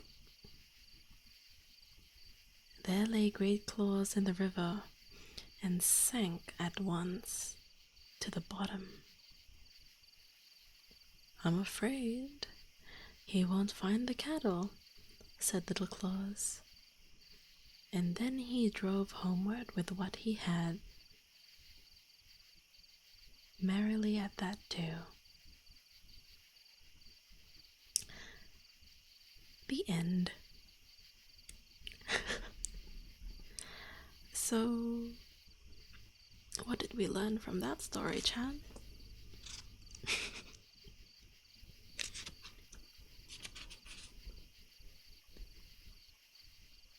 Something. True. True. Very true. He kills his dad and gets rich, so they're not related. They just had the same name. Don't talk to Little Claus ever. True. So it's just the background noise helping you program. Fair enough, fair enough. I just find it so amusing because obviously it's I guess not meant to be taken completely seriously, but it's more of a measure of, like, you know, keeping your wits about you and karma, I guess. Thank you for the stretchy Rakashi. I needed that. Kill strangers and get rich. True. You didn't hear that from me.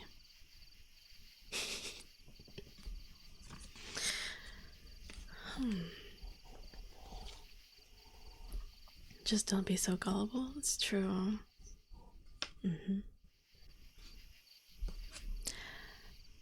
Let's see, we might have time for maybe 2 more. Oh my gosh, we've only done 2 out of 168 tales. Man. Are you guys comfy? Now would be a good time to get some water, get some snacks, go to the bathroom if you have to, before we start the next one. I think this one is one that a lot of you know of. It's actually quite short.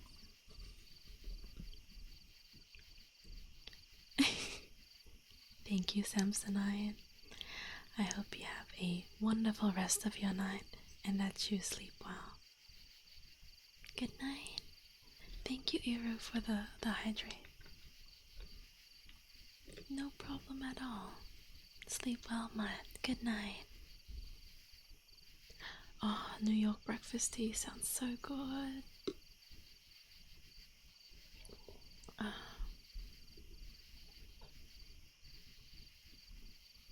Of course, Samsonite. I'll try not to giggle too much if something is a bit sussy in the story. Sleep well, sleep well.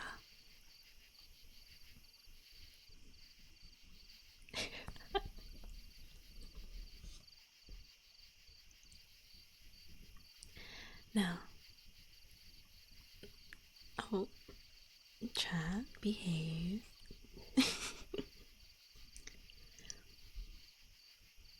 The bottle cap sounds. You like this?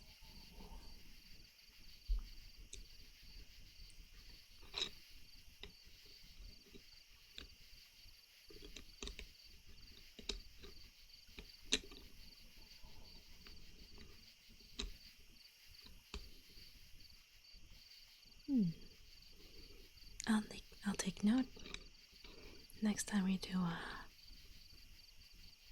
a more traditional ASMR stream. Okay. A Google compilation. We should. I'm gonna clip those later. I'll need to write down the timestamp names. Hello, Steel Rat. Welcome in, welcome in. Happy holidays. Chat being down bad? I mean, always. But you know, we're classy about it.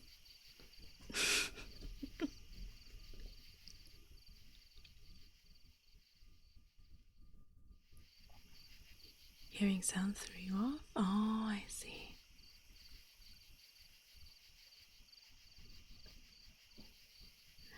Fair, fair, fair.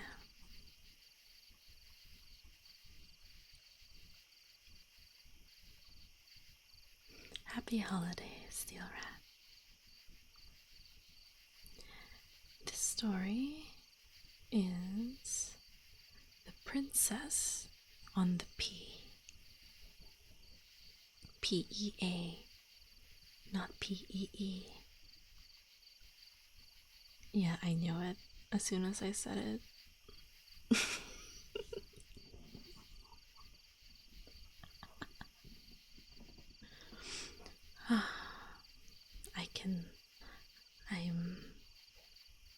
I know who I have in my chat right now. The classy down bad? Yes. Princess on the P. Ophelia?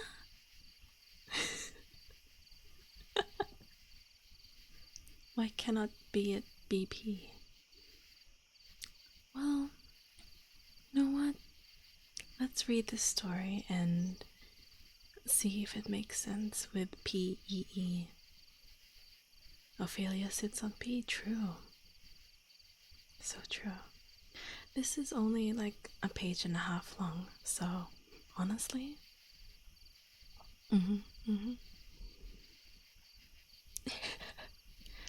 it's perfect Samsonite. Okay, the princess on the P. The P-E-E. Leah needs to hear it. Okay, here we go. We're starting a new story fic. The Princess on the P. With a double E. Let's see if it actually makes sense, okay? Here we go. There was once a prince who wanted to marry a princess, but she was to be a real princess. And so, he traveled about all through the world to find a real one, but everywhere there was something in the way. My G only wants to find a real lady, you know?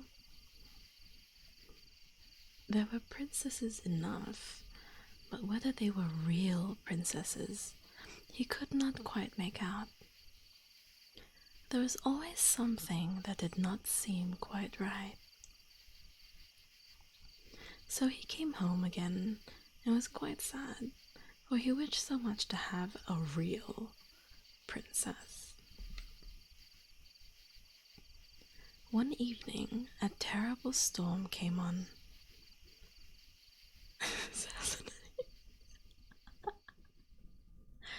Your eyebrow is like a little bit uneven.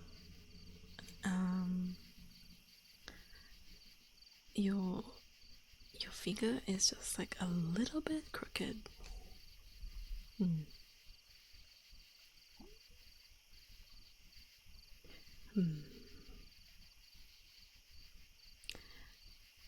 One evening, a terrible storm came on.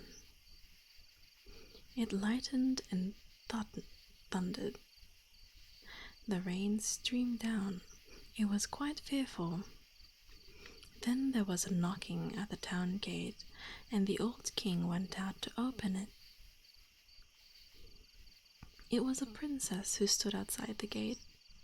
But mercy, how she looked from the rain and the rough weather. The water ran down her hair and her clothes, and it ran in at the points of her shoes and out at the heels. And yet she declared that she was a real princess. Ayo, what if it's Ophelia coming out of the pond? That's why she's so wet as well. This law is, it makes sense.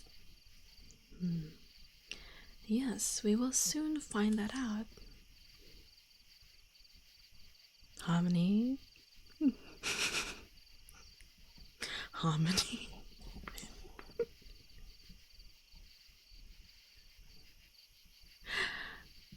When you put it like that. Stop. No. Let's backtrack. Let's pretend that that thought was not manifested.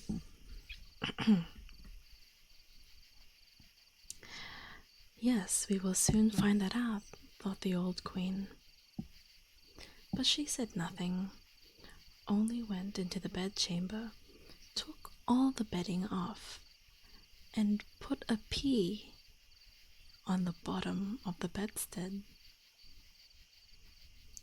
So it's the queen's pea. Okay.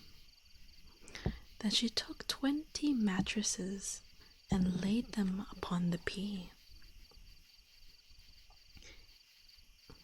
And then 20 eider-down quilts upon the mattresses. On this, the princess had to lie all night. In the morning, she was asked how she had slept. "Oh, miserably," said the princess. "I scarcely closed my eyes all night long. Goodness knows what was in my bed. I lay upon something hard, so that I am black and blue all over. It is quite dreadful." Now they saw that she was a real princess, for through the 20 mattresses and the 20 eider-down quilts she had felt the pea.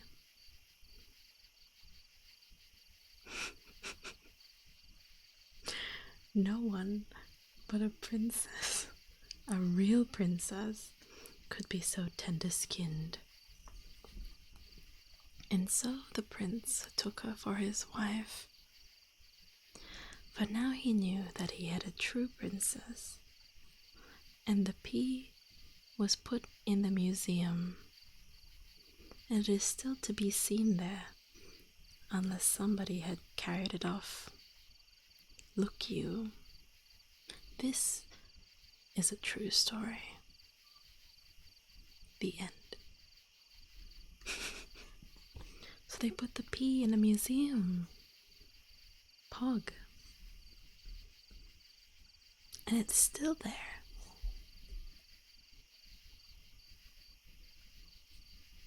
So what I'm getting... Yes, I believe that's the moral of the story. Interesting.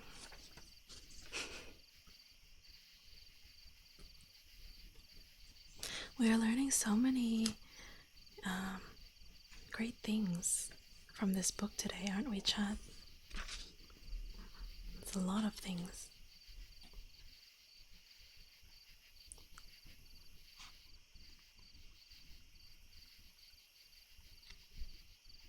Okay. A lukewarm jar in a museum. Why is it still lukewarm? Why?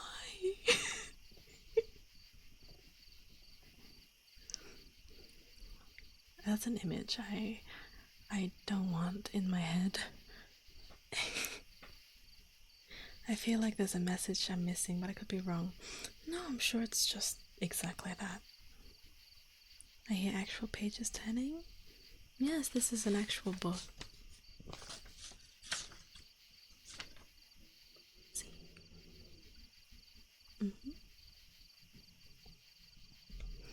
Well, it's the Queen's Pea, so that's why it's like Gamer Girl Pea, but like for the medieval era. It's room temperature. That's true. That sounds about right.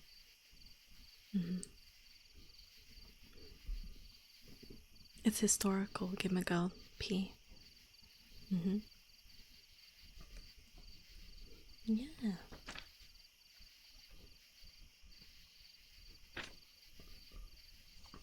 Actual paper book. I actually got this book, hang on, as a gift all the way back in August of 2010.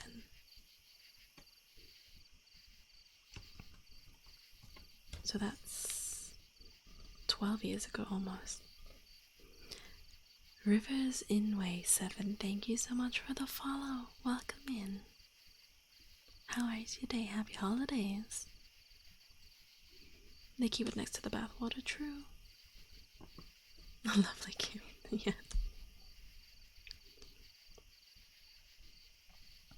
Okay. This story is called Little Ida's Flowers. Why do I feel like that's already gonna be a really dark? We'll see. Okay. My poor flowers are quite dead, said little Ida. They were so pretty yesterday evening, and now all the leaves hang withered. Why do they do that? She asked the student, who sat on the sofa, for she liked him very much.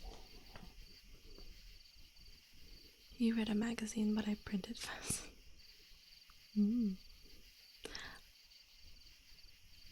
Hello, Oxva. Welcome in. Thank you so much for the follow.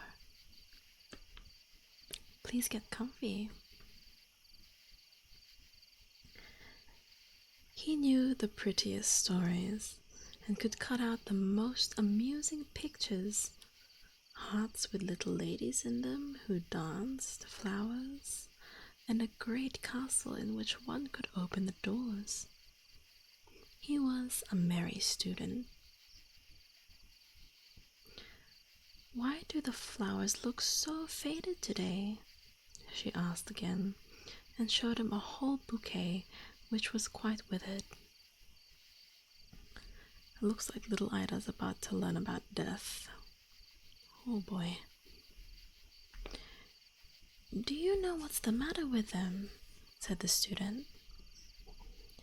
The flowers have been at a ball last night, and that's why they hang their heads.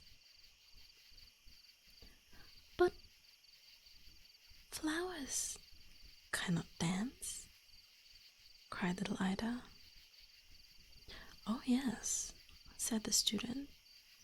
When it grows dark and we are asleep, they jump about merrily. Almost every night they have a ball.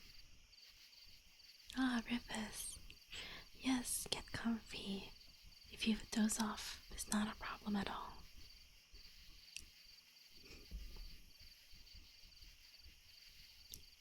Can no children go to this ball? Yes, said the student. Quite little daisies and lilies of the valley. Where do the most beautiful flowers dance? Asked little Ida. Have you not often been outside the town gate, by the great castle where the king lives in summer, and where the beautiful garden is with all the flowers? You have seen the swans, which swim up to you when you want to give them breadcrumbs. There are capital balls there, believe me. I was out there in the garden yesterday with my mother, said Ida. But all the leaves were off the trees, and there was not one flower left. Where are they? In the summer I saw so many. They are within, in the castle, replied the student. You must know, as soon as the king and all the court go to town, the flowers run out of the garden into the castle and are merry.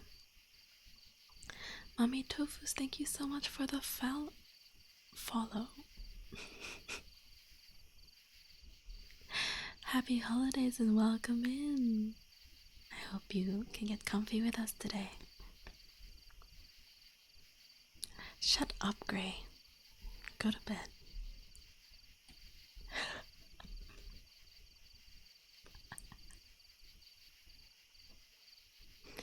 So I thought you were sleeping.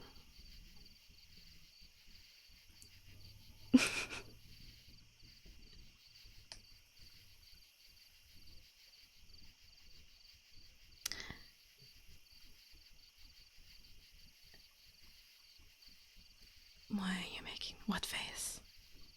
What face are you talking about? I'm not making a face.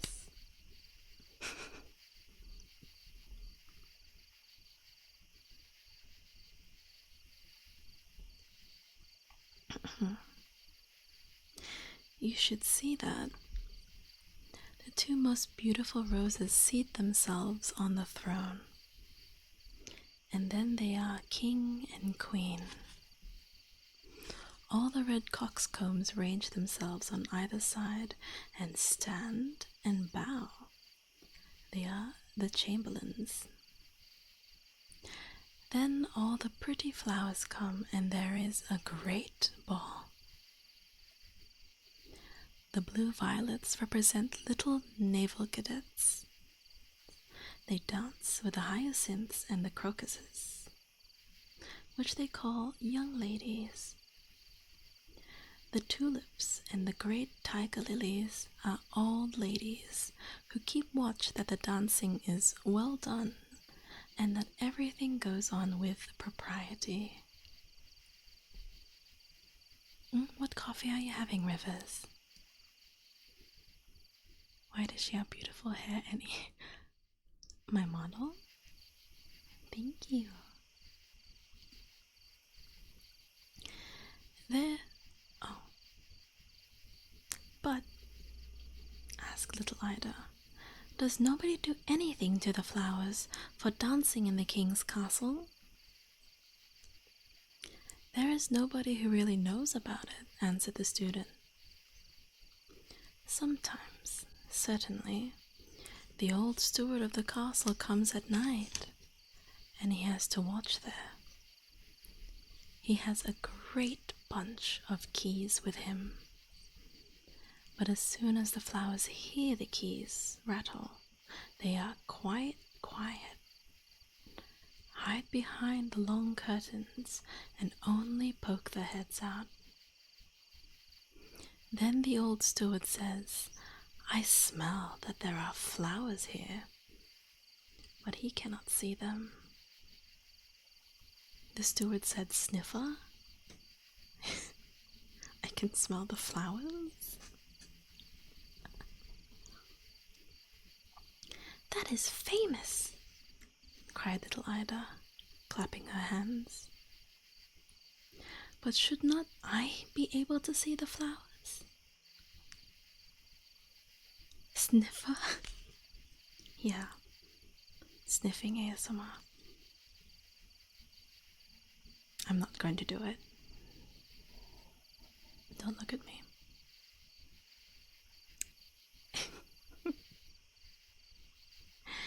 Yes, said the student. Only remember, when you go out again to peep through the window, then you will see them. That is what I did today. There was a long yellow lily lying on the sofa and stretching herself. She imagined herself to be a court lady. Can the flowers out of the botanical garden get there? Can they go the long distance? We sniffed. Huh? You're gonna sniff me?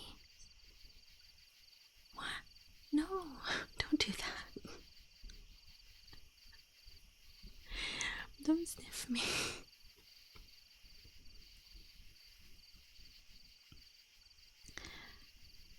Yes, certainly, replied the student.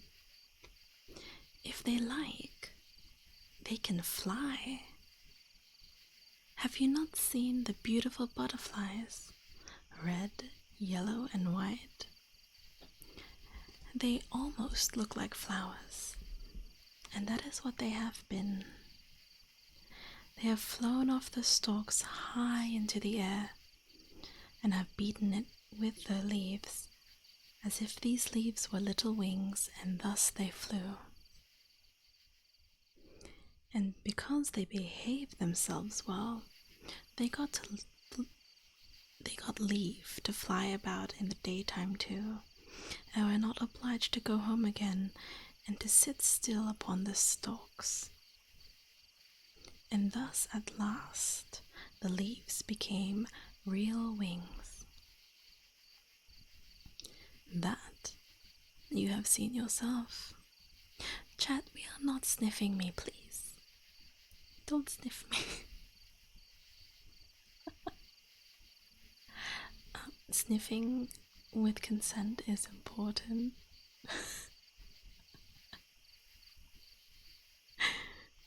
Oh no.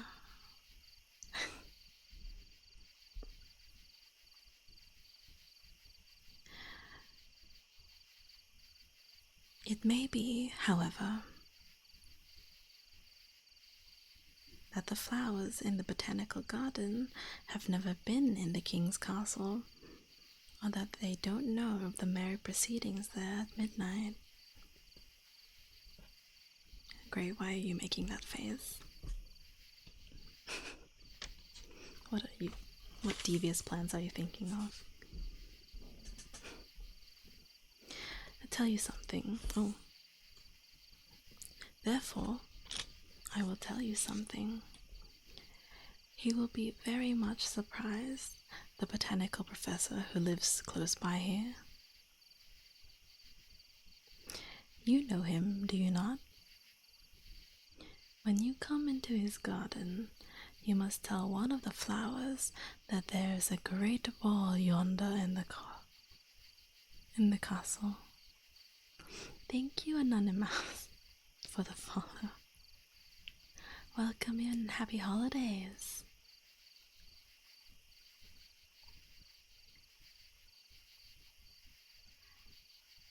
When you come into his garden, you must tell one of the flowers that there is a great ball yonder in the castle.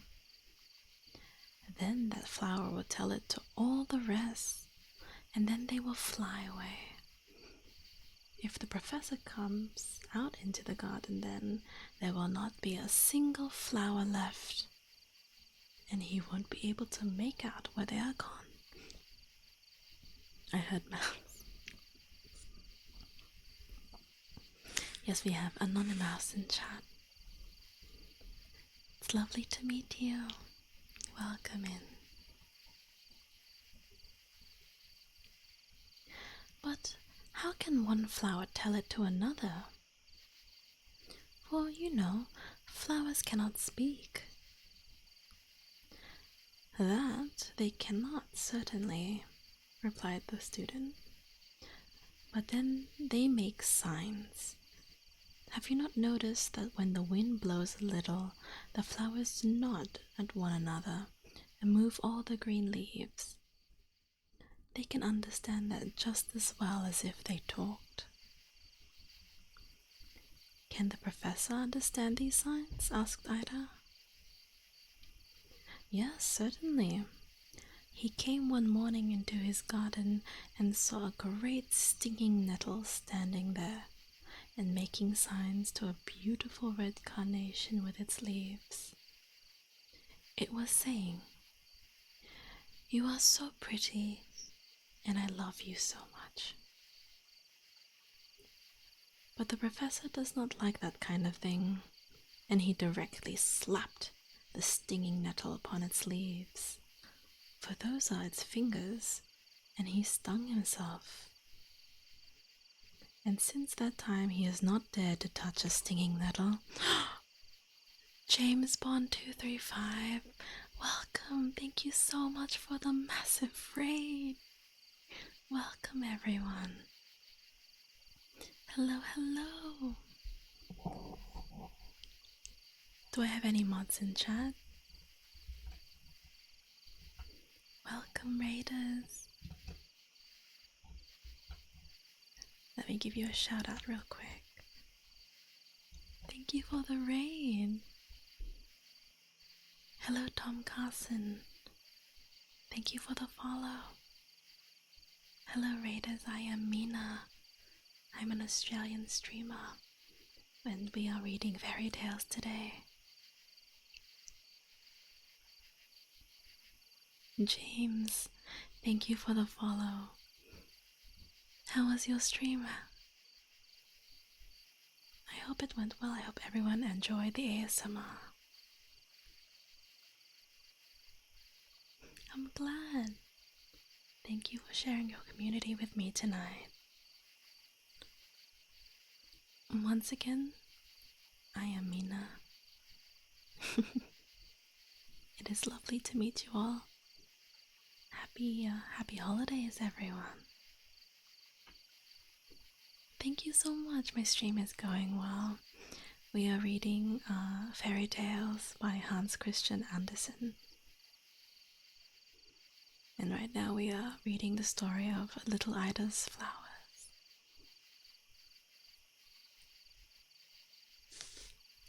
Ragnarok, welcome in.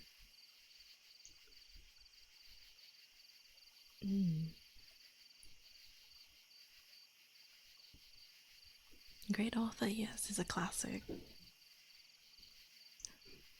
Well, I do hope you enjoyed your stream a lot, James. Thank you so much again. Hello, Jimmy. Welcome in. Thank you for the follow. Happy holidays.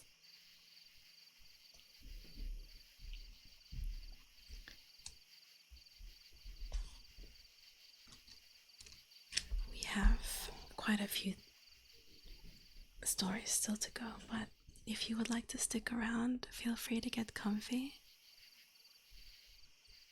Get a drink, get some snacks, get a blanket.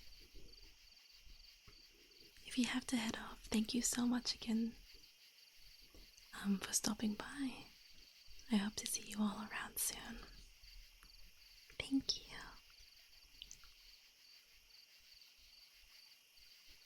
Cottage Grammy, thank you for the follow. Evie! Hello, hello, welcome in. Thank you, Camsonic, for the follow too.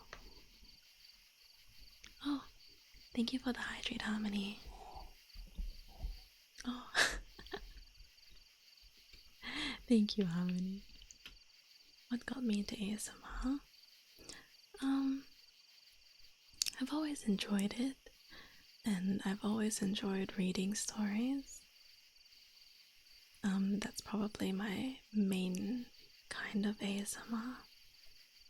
Soft-spoken whispers and all that. Especially because I do some voice work.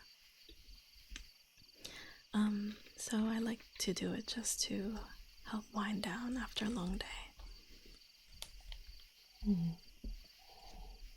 And usually the time zone which I stream in, because I'm in Australia, a lot of people are trying to go to sleep or just waking up as well. So it's very comfy. Page turning, yes, we have some page turning. We're reading from a physical book today. Evie, how are you, my love? I hope you're well. Thank you for popping by. And thank you again, James.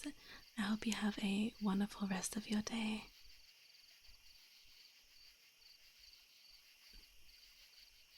So for those who didn't hear it, we are reading the story of Little Ida's Flowers by Hans Christian Andersen.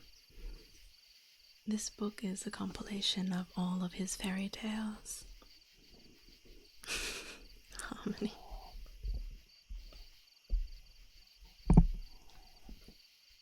Okay.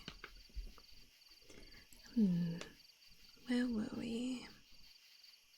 Ah, yes. It's so hot. Oh my gosh. It is so hot. What's the temperature where you are, Evie? I'm actually like low-key dying. Oh, you're also in Sydney? Oh, it's so bad. Did you survive the weekend? Oh, but it's supposed to get colder.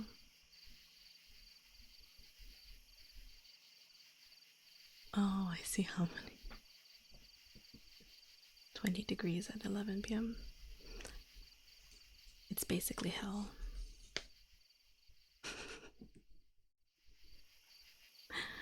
Oh, I feel that though. I think someone turned off my AC, so it's like becoming a sauna in here slowly. And Elysium asking for a friend, people, please come over, we have so much space.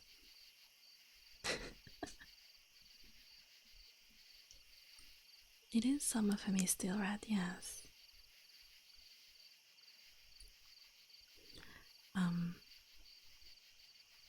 In fact, December is like smack bang in the middle of summer too.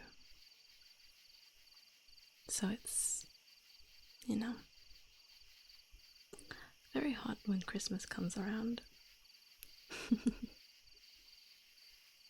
I don't think I've ever had a white Christmas before. Although in Vic, summer has come pretty late. Oh, really? I think, yeah, it's only really started heating up in the last, like, 2 weeks. But yes, please, if you're in Australia, hydrate lots, stay safe, put sunscreen on, holy shit.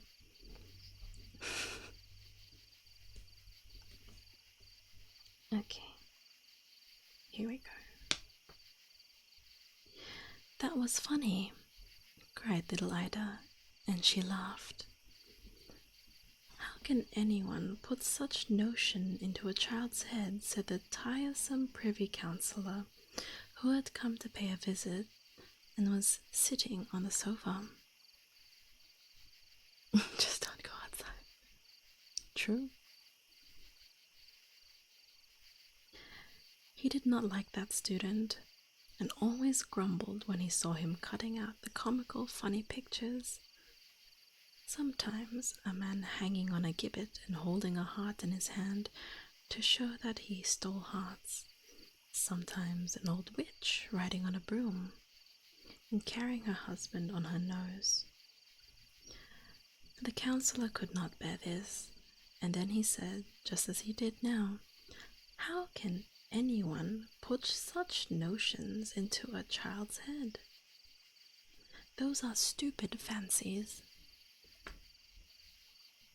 But to little Ida, what the student told her about the flowers seemed very entertaining, and she thought much about it. The flowers hung their heads, for they were tired because they had danced all night. They were certainly ill. Then she went with them to all her other toys, which stood on a pretty little table, and the whole drawer was full of beautiful things. In the doll's bed lay her doll Sophie, asleep. But little Ida said to her, "You must really get up, Sophie, and manage to lie in the drawer for tonight. The poor flowers are ill, and they must lie in your bed. Perhaps they will then get well again." And she at once took the doll out, but the doll looked cross and did not say a single word, for she was angry because she could not sleep in her own bed. Then Ida laid the flowers in the doll's bed, pulled the little coverlet quite up over them, and said they were to lie still and be good, and she would make them some tea so that they might get well again and be able to get up tomorrow. And she drew the curtains closely round the little bed so that the sun should not shine in their eyes. The whole evening, though, she could not help thinking of what the student had told her. And when she was going to bed herself, she was obliged first to look behind the curtain which hung before the windows where her mother's beautiful flowers stood, hyacinths as well as tulips. Then she whispered quite softly, "I know you're going to the ball tonight." But the flowers made as if they did not understand a word, and did not stir a leaf. But still, little Ida knew what she knew. When she was in bed, she lay for a long time thinking how pretty it must be to see the beautiful flowers dancing out in the king's castle. I wonder if my flowers have really been there. And then she fell asleep. In the night, she awoke again. She had dreamed of the flowers and of the student with whom the counselor found fault. It was quite quiet in the bedroom where Ida lay. The night lamp burned on the table, and father and mother were asleep. I wonder if my flowers are still lying in Sophie's bed, she thought to herself. How I should like to know. She raised herself a little and looked at the door, which stood ajar. Within lay the flowers and all her playthings.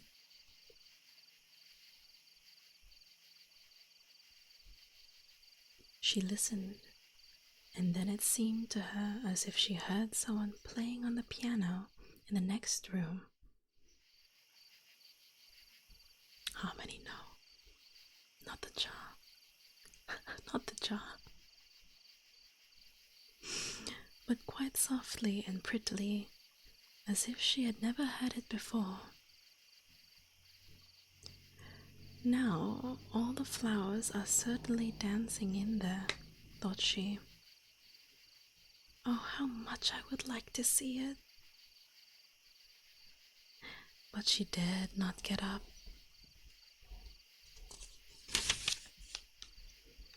For she would have disturbed her father and mother. If they would only come in, thought she. But the flowers did not come, and the music continued to play beautifully. And she could not bear it any longer, for it was too pretty. She crept out of her little bed and went quietly to the door and looked into the room. And oh, how splendid it was, what she saw. There was no night lamp burning, but still it was quite bright. The moon shone through the window into the middle of the floor. It was almost like day. All the hyacinths and tulips stood in 2 long rows on the floor. There were none at all left at the window. There stood the empty flower pots. On the floor, all the flowers were dancing very gracefully around each other, making a perfect chain and holding each other by the long green leaves as they swung round. But at the piano sat a great yellow lily, which little Ida had certainly seen in summer. For she remembered how the student had said, "How like that one is to Miss Lena." Then he had been laughed at by all. But now it seemed really to little Ida as if the long yellow flower looked like the young lady. And it had just her manners in playing, sometimes bending its long yellow face to one side, sometimes to the other, and nodding in tune to the charming music. No one noticed little Ida. Then she saw a great blue crocus hop into the middle of the table where the toys stood and go to the doll's bed and pull the curtains aside. There lay the sick flowers, but they got up directly and nodded to the others to say that they wanted to dance too. The old chimney sweep doll, whose underlip was broken off, stood up and bowed to the pretty flowers. These did not look at all ill now. They jumped down among the others and were very merry. Then it seemed as if something fell down from the table. Ida looked that way. It was the shrove-tied birch rod which was jumping down. It seemed almost as if it belonged to the flowers. At any rate, it was very neat, and a little wax doll with just such a broad hat on its head as the counselor wore sat upon it. The birch rod hopped about among the flowers on its 3 red legs and stamped quite loud, for it was dancing the mazurka, and the other flowers could not manage that dance because they were too light and unable to stamp like that. The wax doll on the birch rod all at once became quite great and long, turned itself over the paper flowers and said, "How can one put such things in a child's head? Those are stupid fancies." And then the wax doll was exactly like the counselor with the broad hat, and looked just as yellow and cross as he. But the paper flowers hit him on his thin legs, and then he shrank up again and became quite a little wax doll. That was very amusing to see, and little Ida could not restrain her laughter. The birch rod went on dancing, and the counselor was obliged to dance too.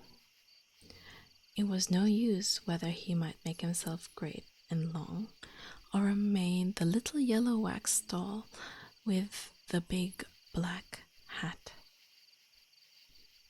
Then the other flowers put in a good word for him, especially those who had lain in the doll's bed. And then the birch rod gave over. At the same moment, there was a loud knocking at the door. Inside, where Ida's doll, Sophie, lay with many other toys. The chimney sweep ran to the edge of the table, lay flat down on his stomach, and began to pull the drawer on the table out a little. Then Sophie, her doll, raised herself and looked round, quite astonished. Is this where our Toy Stories inspiration came from?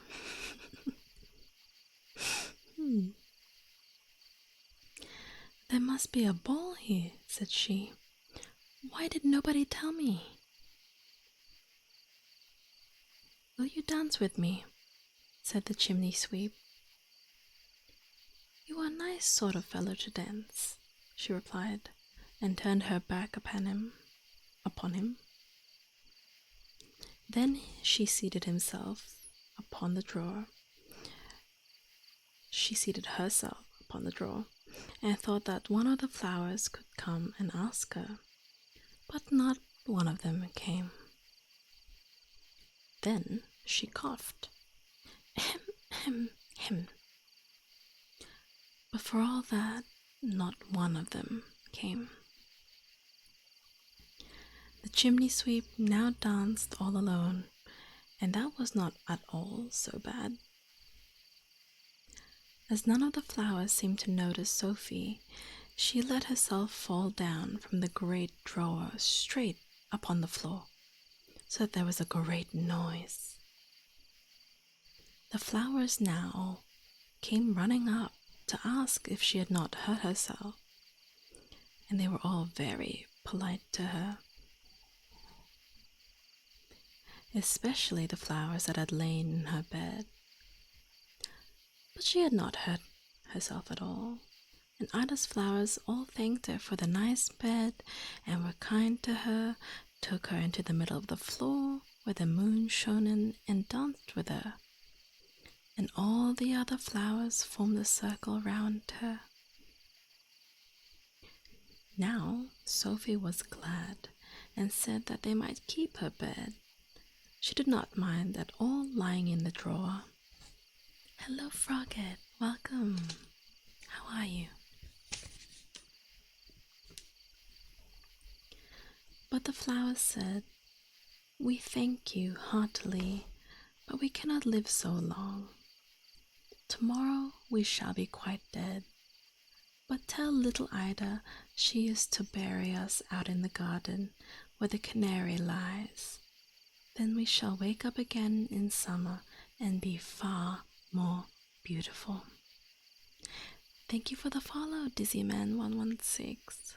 How are you? Happy holidays. I hope you're doing well. Has been writing and I'm stuck. What are you writing?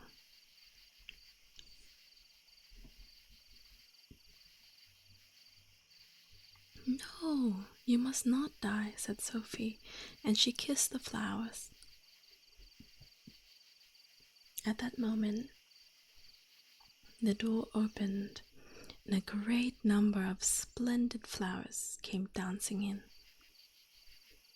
Ida could not imagine whence the flowers came from. This must certainly all be the flowers from the king's castle yonder. First of all came 2 glorious roses, and they had little gold crowns on. They were a king and a queen.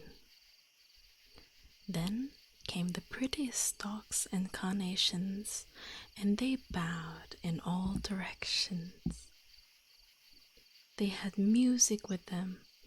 Great poppies and peonies blew upon pea pods till they were quite red in the face. Blue hyacinths and the little white snowdrops rang just as if they had bells on them. That was wonderful music. Then came many other flowers and danced all together, the blue violets and the pink primroses, daisies and the lilies of the valley. Thank you for the follow, Mr. 2501. Happy holidays. Welcome in. Oh, Frogget, that sounds really cool. Good luck, good luck. Hopefully you can relax and sit back with us a little, maybe. You'll be able to, like, unstuck yourself. Hello. How are you doing, Misty? Oh, do you know Harmony?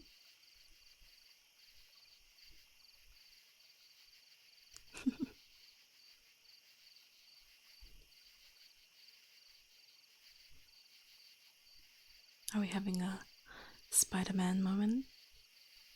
Oh, I see, I see. Yeah, well, welcome in. Welcome in.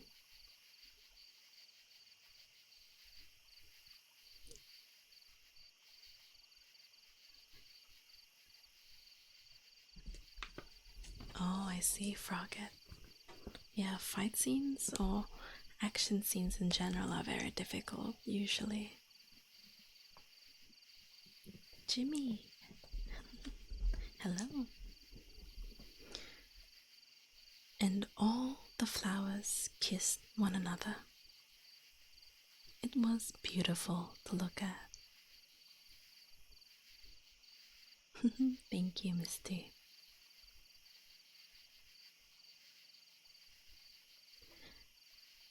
Did I maybe want to read one day? I do enjoy reading people's work. So maybe one day. We might do like writing sessions in the server sometimes. I haven't written myself very much lately, but I do want to get back into it. So, every now and then I might host a writing section.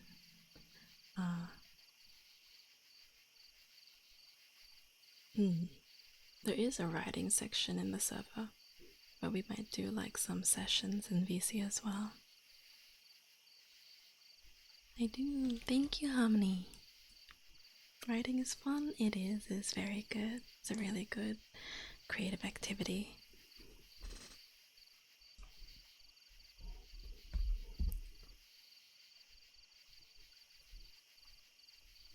But yes, I'd love to read it one day, Frogget.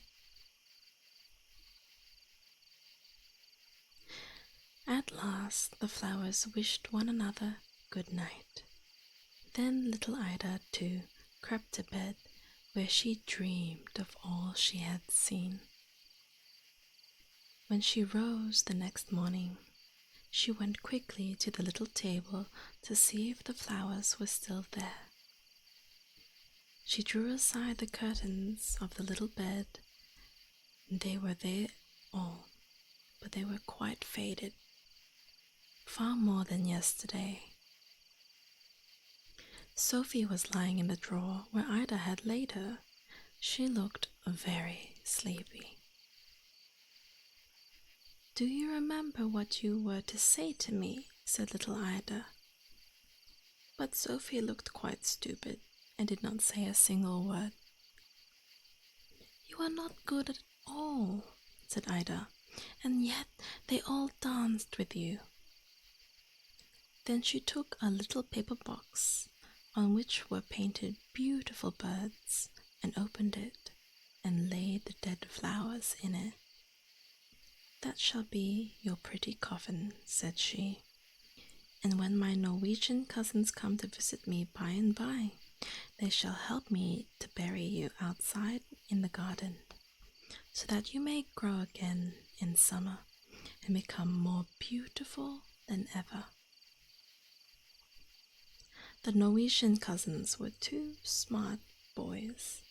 The names were Jonas and Adolf. The father had given them 2 new crossbows, and they had brought these with them to show Ida. She told them about the poor flowers which had died, and then they got leave to bury them. The 2 boys went first, with their crossbows on their shoulders, and little Ida followed with the dead flowers in the pretty box. Out in the garden, a little grave was dug. Ida first kissed the flowers and then laid them in the earth in the box, and Adolf and Jonas shot with their crossbows over the grave, for they had neither guns nor cannons. A burial fit for the magic that lay contained in the little box. And such is the story of Ida's flowers. The end.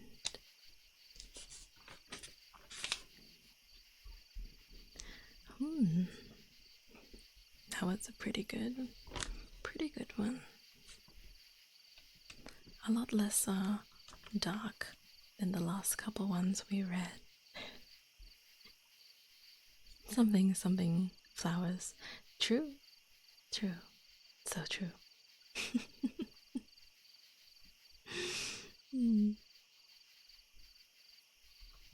I think we might have time for one more before bed. How does that sound, chat? One more to end the night?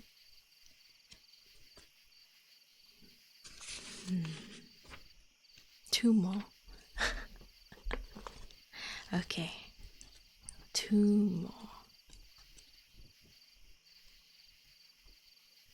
Okay. This one, I think, a lot of you will know, actually. This one is the story of Thumbelina. Why did I say Thumbelina? It's because I have the cat ears on. It's the cat ears. I'm already zoning. It's okay, Juna. Relax, lay back. If you're falling asleep, it's okay. Thumbelina is my fave, yeah. Now I'm obliged to say Thumbelina the entire time, isn't it? Let me drink some water real quick. Alright.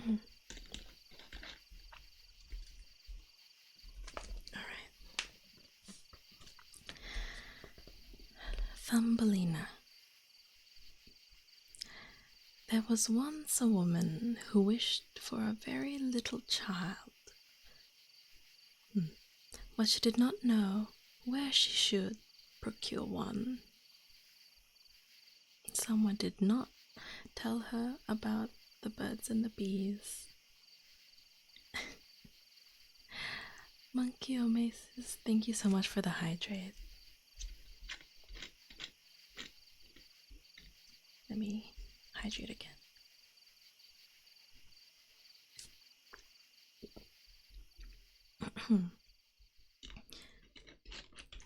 Harmony, thank you for the stretch.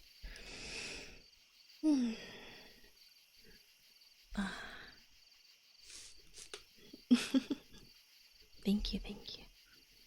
Monkey is good? Okay, perfect. Thank you so much, Monkey. It was lovely meeting you, Mister. Thank you. Good night. Take care as well.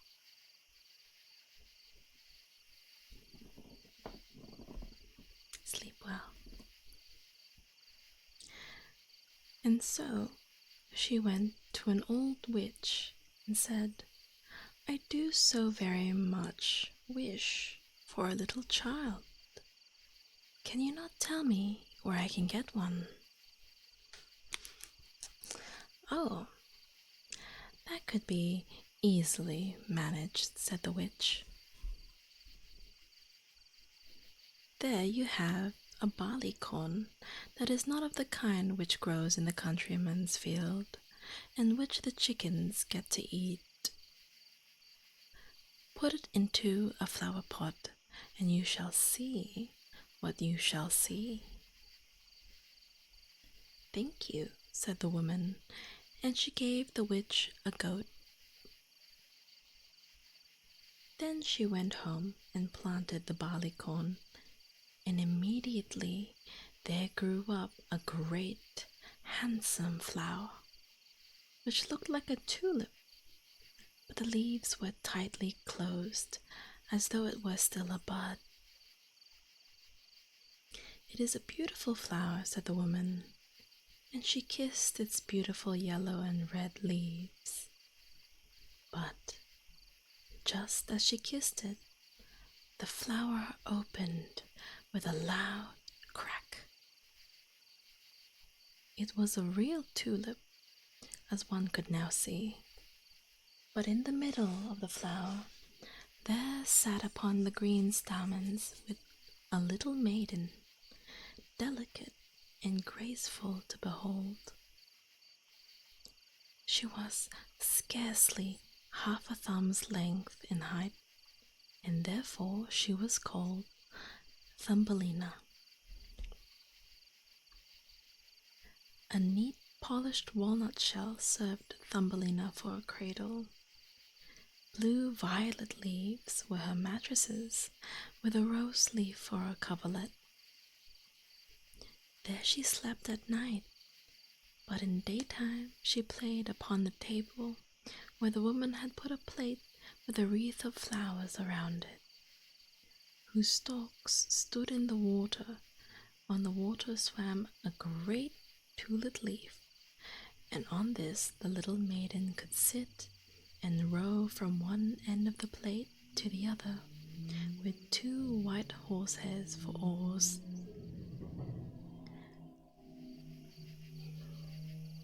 That looked pretty indeed. She could also sing, and indeed so delicately and sweetly that the like had never been heard. One night, as she lay in her pretty bed, there came a horrid old toad hopping in at the window. Give us a rev, bro.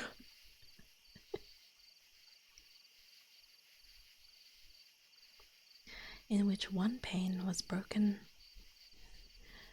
The toad was very ugly, big and damp. It hopped straight down upon the table where Thumbelina lay sleeping under the red rose leaf. "That would be a handsome wife for my son," said the toad, and she took the walnut shell in which Thumbelina lay asleep and hopped with it through the window down into the garden. There ran a great broad brook, but the margin was swampy and soft, and here the toad dwelt with his son. Oh, he was ugly and looked just like his mother. Croak, croak, break. That was all he could say when he saw the graceful little maiden in the walnut shell. "Don't speak so loud, or she will awake," said the old toad. "She might run away from us yet, for she is light as a bit of swan's down. We will put her out in the brook upon one of the broad water lily leaves. That will be just like an island for her. She is so small and light. Then she can't get away. When we put the stateroom under the mud in order, where you are to live and keep house together." Out in the brook there grew many water lilies with broad green leaves, which looked as if they were floating on the water. The leaf which lay farthest out was also the greatest of all, and to that the old toad swam out and laid the walnut shell upon it with Thumbelina. The poor little thing woke early in the morning, for there was water on every side of the great green leaf. Once she saw where she was, she began to cry. very bitterly, and she could not get to land at all. The old toad sat down in the mud, decking out her room with sedges and yellow water lilies. It was made to be very pretty for the new daughter-in-law. Then she swam out with her ugly son to the leaf on which Thumbelina was. They wanted to take her pretty bit, which was to be put in the bridal chamber before she went in there herself. The old toad bowed low before her in the water and said, "Here is my son. He will be your husband, and you will live splendidly together in the mud." Croak, croak, brekex, was all the son could say. Then they took the elegant little bed and swam away with it. But Thumbelina sat all alone upon the green leaf and wept, for she did not like to live at the nasty toads and have her ugly son for a husband. The little fishes swimming in the water below had both seen the toad and had also heard what she had said.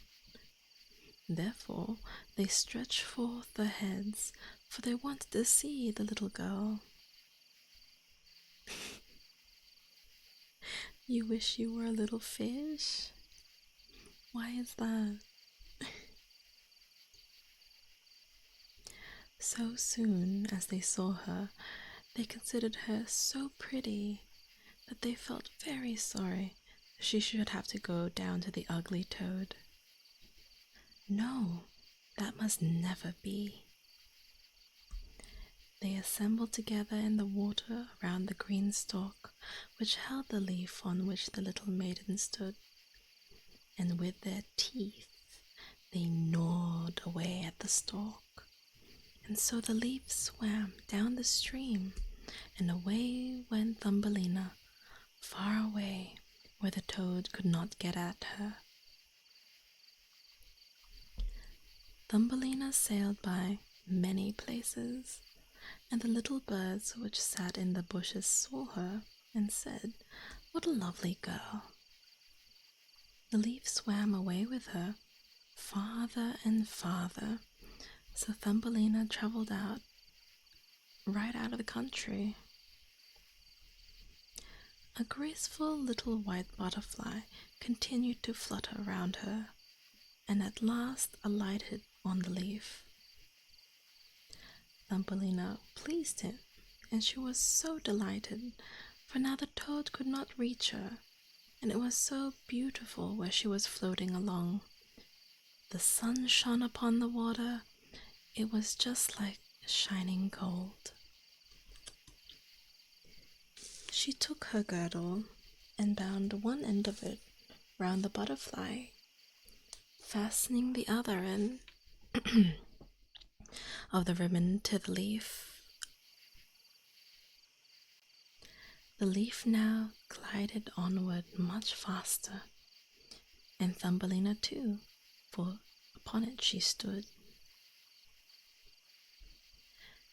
There came a big cockafur flying up, and he saw her, and immediately clasped around her slender waist his clammy, clammy claws. Grasping her, he flew away with her right up into a tree, as if she weighed nothing more. The green leaf went swimming down the brook, and the butterfly with it, for he was fastened to the leaf and could not get away from it. Rip that butterfly. Mercy! How frightened poor little Thumbelina was when the cockafur flew up with her up into the tree. But especially she was sorry for the fine white butterfly whom she had bound fast to the leaf, for if he could not free himself from it, he would be forced to starve to death. The cockafur, however, did not trouble himself at all about this. He seated himself with her upon the biggest green leaf of the tree, gave her the sweet part of the flowers to eat, and declared that she was very pretty. Though she did not in the least resemble a cockafur.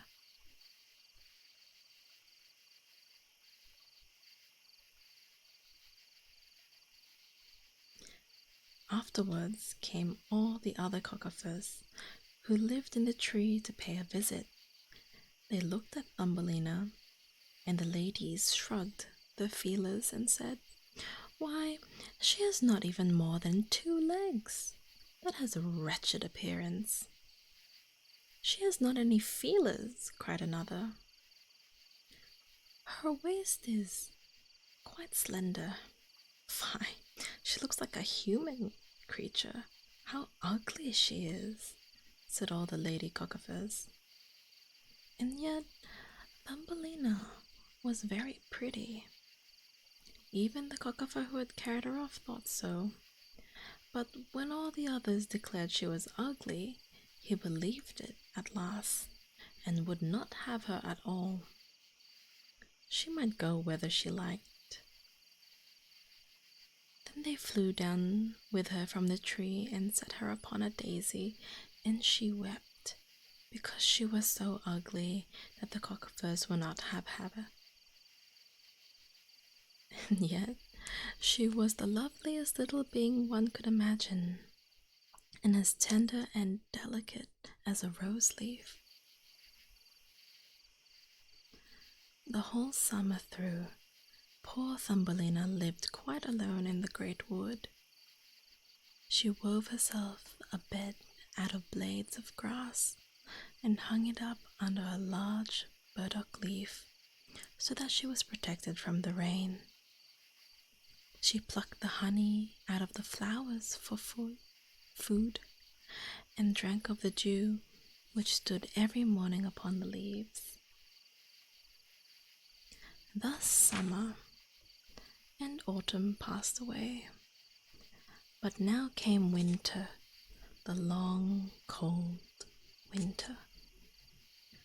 All the birds who all the birds who had sung so sweetly to her flew away. Trees and flowers shed their leaves. The great burdock leaf under which she had lived shriveled up, and there remained nothing of it but a yellow, withered stalk. And she was dreadfully cold, for her clothes were torn, and she herself was so frail and delicate. Poor little Thumbelina. But yeah, I don't know if my mic picked it up, but a car drove past my window and it was playing Crazy Frog really loud at 11:40 p.m. Yeah. So I was like, what? I hope my mic didn't pick that up. Thydre, thank you so much for the follow. Welcome in. Happy holidays. How are you?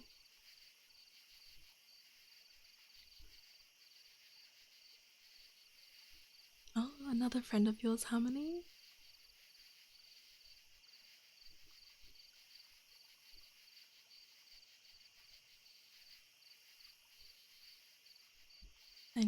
I know, right, Steel Red? And the car was so loud too, so I was like worried that it was being picked up. Hi, welcome in. The same recommendation. Fair enough.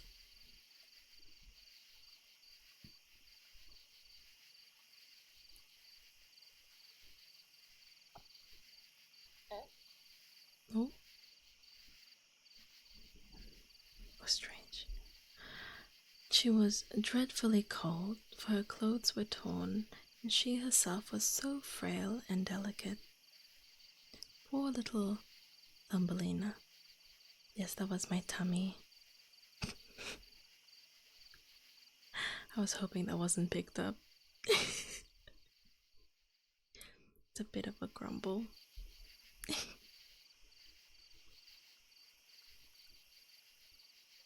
No.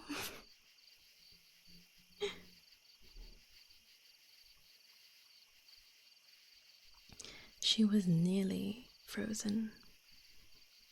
It began to snow, and every snowflake that fell upon her was like a whole shovel full thrown upon one of us, for we are tall, and she was only an inch long. Then she wrapped herself in a dry leaf, but that would not warm her. She shivered with cold. Close to the wood into which she had now come lay a great cornfield, but the corn was gone long ago. Only the naked, dry stubble stood up out of the frozen ground. They were just like a great forest for her to wander through, and oh, how she trembled with cold. Then she arrived at the door of the field mouse. This mouse had a little hole under the stubble. There the field mouse lived, warm and comfortable, and had a whole room full of corn, a glorious kitchen and larder. Poor Thumbelina stood at the door just like a poor beggar girl and begged for a little bit of barley corn, for she had not had the smallest morsel to eat for the last 2 days. "You poor little creature," said the field mouse, for after all she was a good old field mouse. "Come into my warm room and dine with me." As she was pleased with Thumbelina, she said, "If you like, you may stay with me through the winter, but you must keep my room clean and neat and tell me stories, for I am very fond of them." And Thumbelina did as the kind old field mouse bade her, and made a very good time of it. "Now we shall soon have a visitor," said the field mouse. "My neighbor is in habit of visiting me once a week.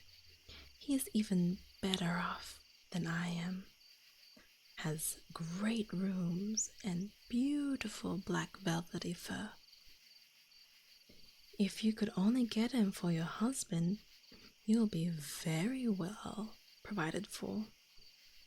But he cannot see at all. You must tell him the very prettiest stories you know." But Thumbelina did not care about this. She would not have the neighbor at all, for he was a mole. "Nicola, hello, welcome." He came and paid his visits in his black velvet coat.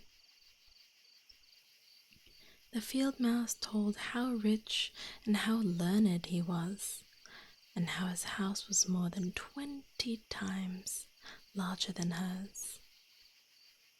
"Hello, hello, welcome in." That he had learning, but that he did not like the sun and beautiful flowers, and said nasty things about them, for he had never seen them. Thumbelina had to sing, and she sang "Cockafur, Fly Away" and "When the Parson Goes Afield."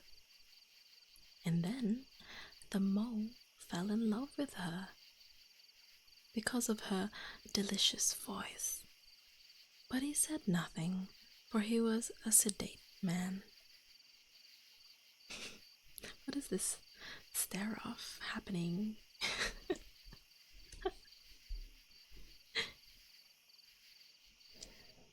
A short time before, He had dug a long passage through the earth from his own house to theirs, and Thumbelina and the field mouse obtained leave to walk in this passage as much as they wished.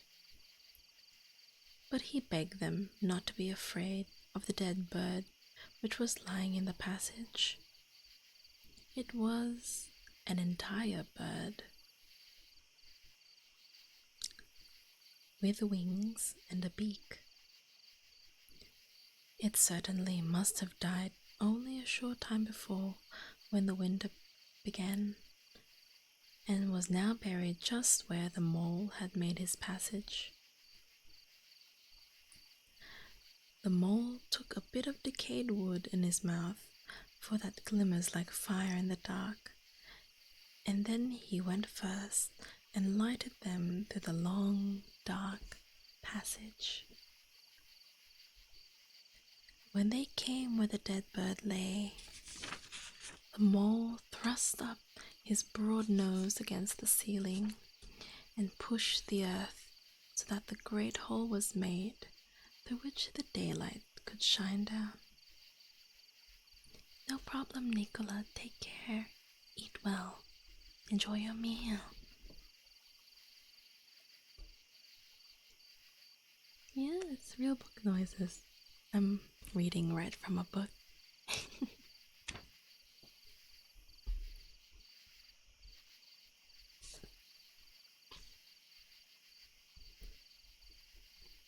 In the middle of the floor lay the dead swallow, his beautiful wings pressed close against his side, and his head and feet drawn in under his feathers, for the poor bird has certainly died of cold. No, it's just a sound effect. Yeah, absolutely. Thumbelina was very sorry for this. She was very fond of all the little birds who had sung and twittered so prettily for her throughout the summer. But the mole gave him a push with his short legs and said, "Now he doesn't pipe any more. It must be miserable to be born a little bird. I'm thankful that none of my children can be that. Such a bird has nothing but his tweet tweet and has to starve in the winter." Stock sound effect for page 30. You caught me, Harmony. You've caught me now. Thigh cups? What are thigh cups? Thigh crushies?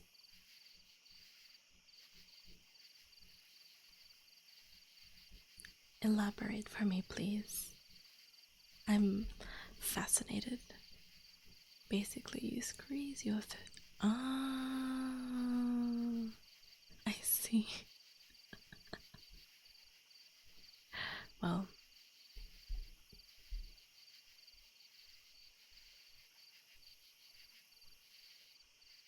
it's like ear cupping, but with your thighs. I can't imagine that sounding good if I did it with my mic. So I'm going to refrain until perhaps I test a few things later on. What a concept. I'm intrigued. You heard thigh crushies, Nicola.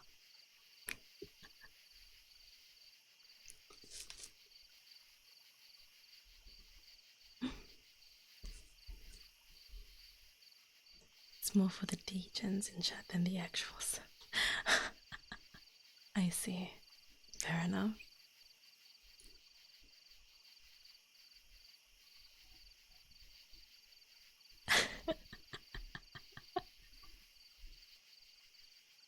Well, you know what? At least you're honest about it. And honestly, slay. Live your truth.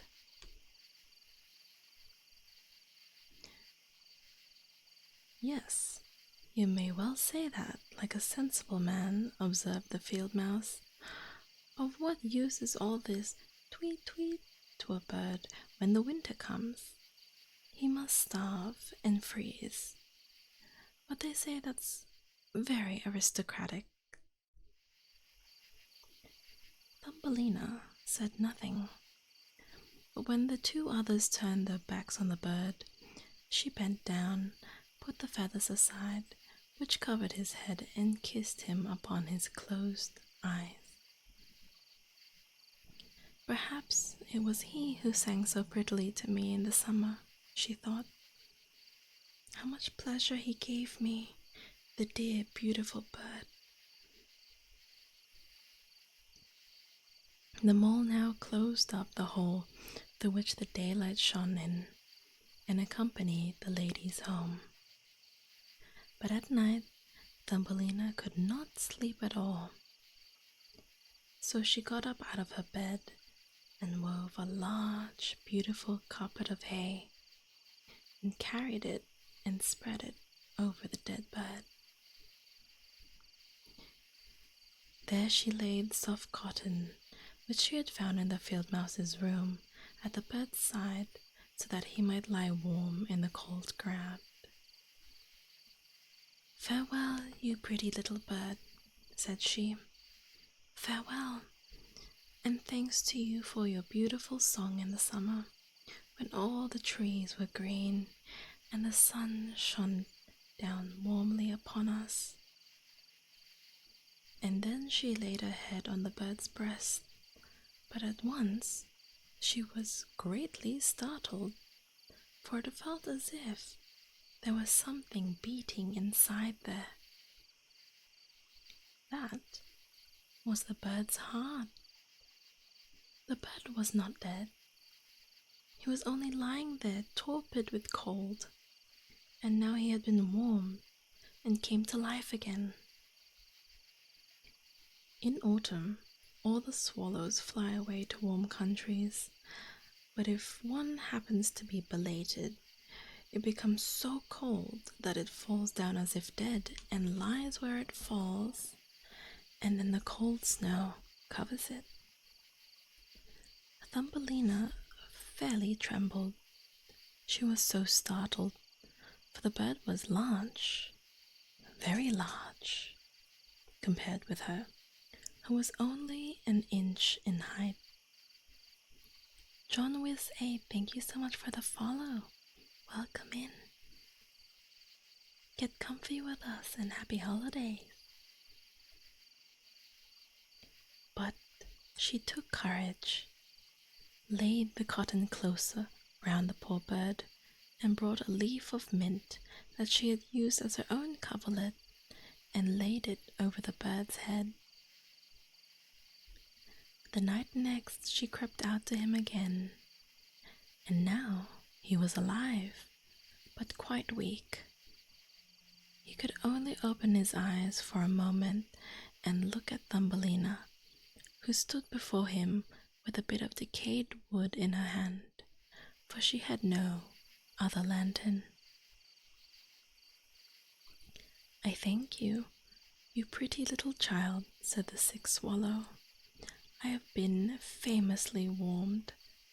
Soon I shall get my strength back again, and I shall be able to fly about in the warm sunshine." "Oh," she said, "it is so cold without. It snows and freezes. Stay in your warm bed, and I will nurse you." Then she brought the swallow water in the petal of a flower, and the swallow drank, and told her how he had torn one of his wings in a thorn bush, and thus had not been able to fly as fast as the other swallows, which had sped away, far away to the warm countries. So at last he had fallen to the ground, but he could remember nothing more, and did not know at all how he had come where she had found him. The whole winter the swallow remained there, and Thumbelina nursed and tended him heartily.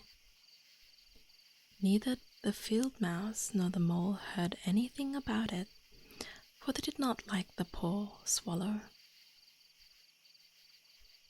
So soon as the spring came and the sun warmed the earth, the swallow bade Thumbelina farewell, and she opened the hole which the mole had made in the ceiling. The sun shone in upon them gloriously, and the swallow asked if Thumbelina would go with him. She could sit upon his back, and they would fly away far into the green wood. But Thumbelina knew that the old field mouse would be grieved if she left her. "No, I cannot," said Thumbelina.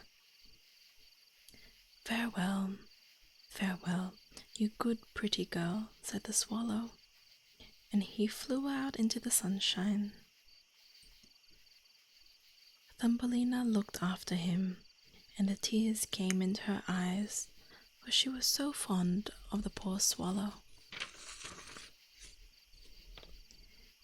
"Tweet, tweet," sang the bird, and flew into the grass, the great green foliage now appearing throughout the forest. Thumbelina felt very sad. She did not get permission to go out into the warm sunshine. Thank you, Zero, for the follow. Welcome in and happy holidays. Feel free to get comfy. Hello, Blood Knight. How are you? The corn which was sown in the field over the house of the field mouse grew up high into the air. It was quite a thick wood for the poor girl, who was only an inch in height. "Now you must work at your outfit this summer," said the field mouse. A thick wood. Yes. You know.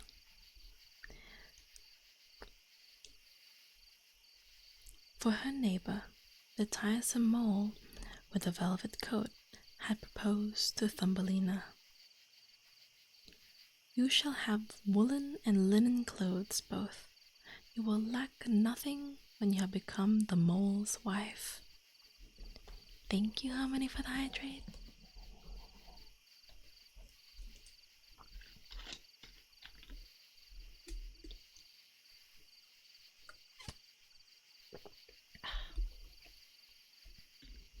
Indoor archery. Did you have fun? It's, yeah, definitely an arm workout. I hope you enjoyed though. I love archery.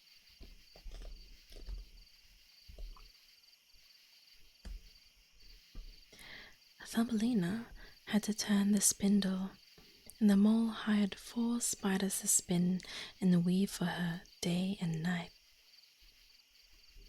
Every evening the mole paid her a visit, and he was always saying when the summer should draw to a close, the sun would not shine nearly so hot, for now it burned the earth almost as hard as stone. Relatable. Yes, when the summer should have gone, then he would keep his wedding day with Thumbelina. But she was not glad at all, for she did not like the tiresome mole. Every morning when the sun rose, and every evening when it went down, she crept out at the door, and when the wind blew the corn ears apart so that she could see the blue sky, she thought how bright and beautiful it was out there, and wished so much to see her dear swallow again. So that's why I never... Smooth one, Blood Knight.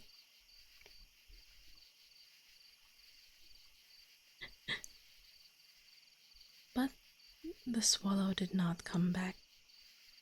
He had doubtless flown far away in the fair green forest. When autumn came on, Thumbelina had all her outfit ready. "In 4 weeks you shall celebrate your wedding," said the field mouse to her. But Thumbelina wept and declared she would not have the tiresome mole. "Nonsense," said the field mouse. "Don't be obstinate, or I will bite you with my white teeth. He is a very fine man, whom you will marry. The queen herself has not such a black velvet fur, and his kitchen and cellar are full. Be thankful for your good fortune." Now the wedding was to be held. The mole had already come to fetch Thumbelina.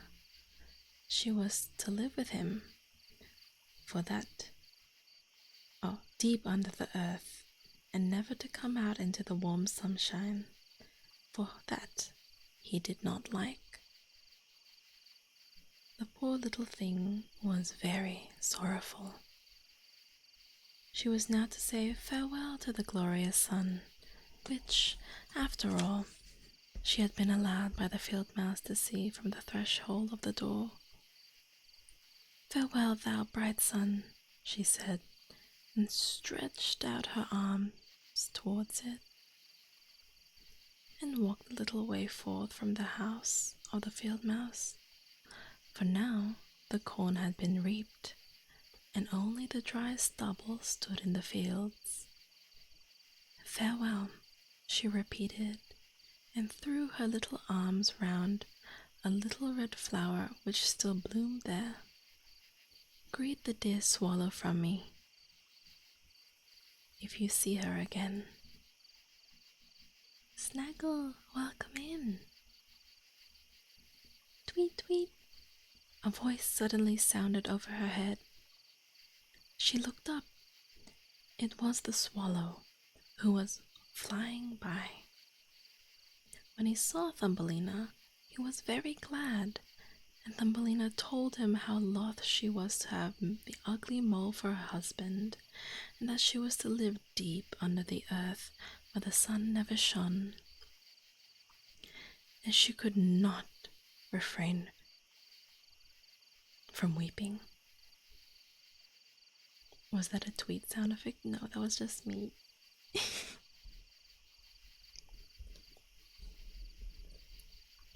Good night, June. Sleep well, sleep well. "The cold winter is coming now," said the swallow. "I am going to fly far away into the warm countries. Will you come with me? You can sit upon my back. Only tie yourself fast with your sash, then we shall fly away from the ugly mole in his dark room. Away, far away, over the mountains, to the warm countries where the sun shines more beautifully than here, where it is always summer, and there are lovely flowers. Only fly with me, my dear little Thumbelina, you who saved my life when I lay frozen in the dark, earthy passage." "Yes, I will go with you," said Thumbelina, and she seated herself on the bird's back, with her feet on his outspread wings, and bound her girdle fast to one of his strongest feathers. Then the swallow flew up into the air, over forest and over sea, high up over the mountains where the snow always lies, and Thumbelina felt cold in the bleak air. But then she crept under the bird's warm feathers, and only put out her little head to admire all the beauties beneath her. And at last they came to the warm countries. There the sun shone far brighter than here. The sky seemed twice as high. In ditches and on the hedges grew the most beautiful blue and green grapes. Lemons and oranges hung hung in the woods. The air was fragrant with myrtles and balsams, and on the roads the loveliest children ran about, playing with the butterflies. But the swallow flew still farther, and it became more and more beautiful. Under the most glorious green trees by the blue lake stood a palace of dazzling white marble from the olden time. Vines clustered around the lofty pillars at the top. There were many swallows' nests, and in one of these the swallow lived and carried Thumbelina. "Here is my house," said the swallow, "but if you will select for yourself one of the splendid flowers which grow down yonder, then I will put you into it, and you shall have everything as nice as you can wish." "That is capital," cried she, and clapped her little hands. A great marble pillar lay there, which had fallen to the ground and had been broken into 3 pieces. But between these pieces grew the most beautiful great white flowers. The swallow flew down with Thumbelina and set her upon one of the broad leaves. But how great was the little maid's surprise! There sat a little man in the midst of the flower, as white and transparent as if he had been made of glass. He wore the daintiest of gold crowns on his head, and the brightest wings on his shoulders. He himself was not any bigger than Thumbelina. He was the angel of the flower. In each of the flowers dwelt such a little man or woman, but this one was king over them all. "Heavens, how beautiful he is!" whispered Thumbelina to the swallow. The little prince was very much frightened at the swallow, for it was quite a gigantic bird to him, who was so small. But when he saw Thumbelina, he became very glad. She was the prettiest maiden he had ever seen.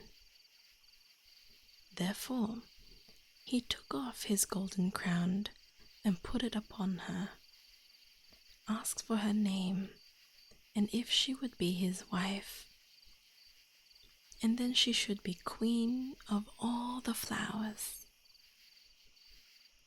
Now this was truly a different kind of man to the son of a toad, the mole with the black velvet fur.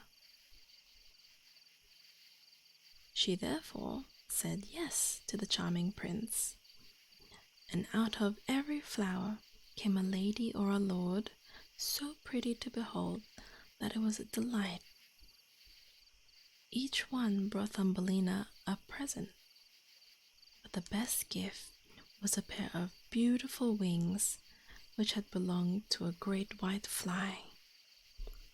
They were fastened to Thumbelina's back, and now she too could fly from flower to flower. Then there was much rejoicing, and the swallow sat above them in her nest and sung for them as well as she could. But yet in her heart she was sad, for she was so fond of Thumbelina and would like never to part from her. "You shall not be called Thumbelina," said the flower angel to her. "That is an ugly name, and you are too fair for it." Jesus, okay. "We will call you Maya." "Farewell, farewell," said the swallow, as she flew away again from the warm countries, far away back to Denmark.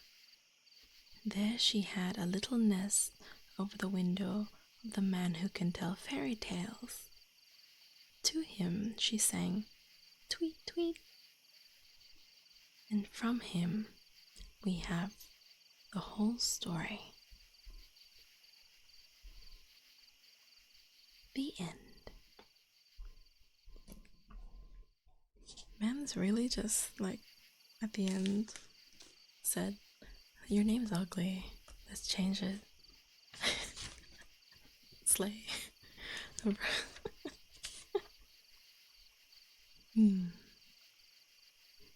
you guys like that one? I mean, they're kind of savage in these stories, you know.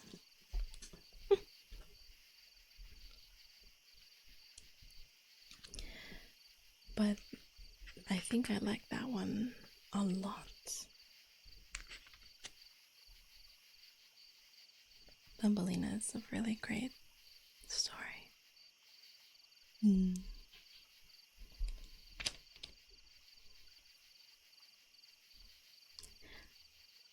We said 2 more, so that was 1, and we have 1 more left before we end stream.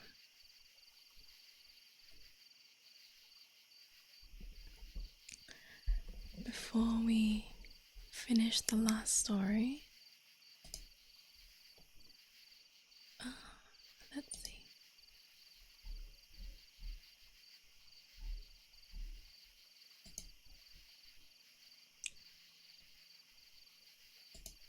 Take this time to go bathroom or get a drink of water or get a snack or stretch, and then we'll continue in just a moment. I'm just checking out who is streaming right now, just to kind of preemptively keep an eye on who is readable when the time comes. Water. Yes. Good job, Frog. Well done. Progress is good. Alright. The last story for tonight. Breedable?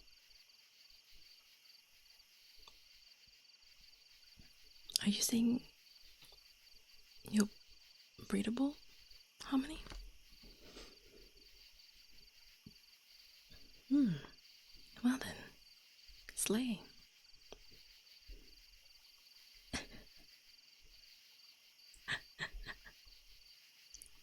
Slay.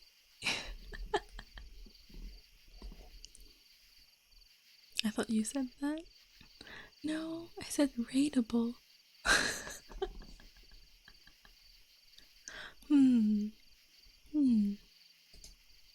Anyways. The last story for the night. In the Discord? Very good. I will take a look at it after stream. Okay. The last story for tonight is called The Naughty Boy.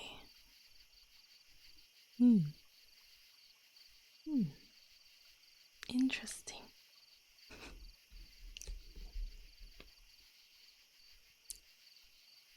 This one seems to be a little shorter, which is good.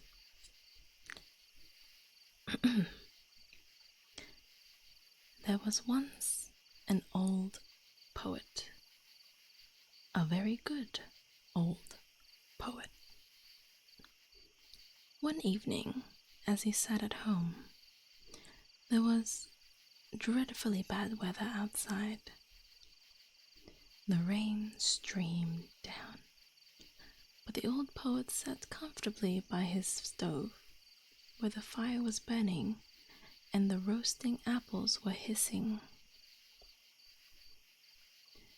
"There won't be a dry thread left on the poor people who are out in this weather," said he, for he was a good old poet.